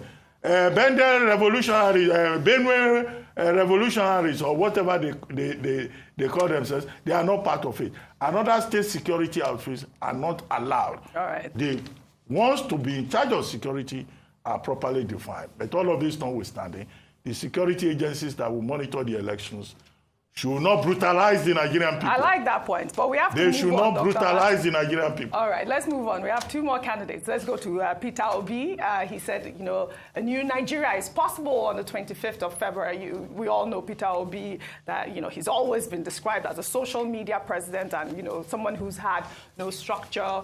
And he's definitely used this to his advantage. As we have said, that he's one of the youngest candidates to lead up to that election, to this election. He has really changed the face of politics in Nigeria, and he's utilized his youth movement known as the Obedience. We all know his Obedience. Let's go quickly to some of his closing arguments, if we can pull that up really quickly, if we have his closing argument. Or we can also just quickly touch on Kwankwaso as well, NNPP's candidate. He talked about to Nigerians under the leadership of Rabiu Kwankwaso. He has been an aspirant, and this is the first time he's becoming a candidate. And we've known that he's had a massive following in the north, known as the Kwankwasia movement, especially in the north. I'd like for you quickly to comment on both of them, Peter Obi and Kwankwaso. Very quickly, Peter Obi is going to be riding on what he represents as a deviation from the old and the new. Yes. That's what a number of people, that's what he's riding on very strongly. In terms of his disadvantages, his spread, there's still that criticism of how well he can penetrate into the north, northeast, northwest, not very strong in those areas. With Kwankwaso, again, the same challenges he's facing in regards to regional politics, but in in terms of his welfare policies, that's perhaps something that would work really well for him. Absolutely. Unfortunately, we're out of time. We only have 2 days to the election. We wish the candidates best of luck. Thank you all for your great insight on these candidates today. Well, that's all I have for you on What's Trending today. I'll see you all tomorrow. And that's all on today's edition of The Morning Show. Rochu Sodiri will be here next to take you through Global Business Report. Stay with us. It's still the Arise News channel.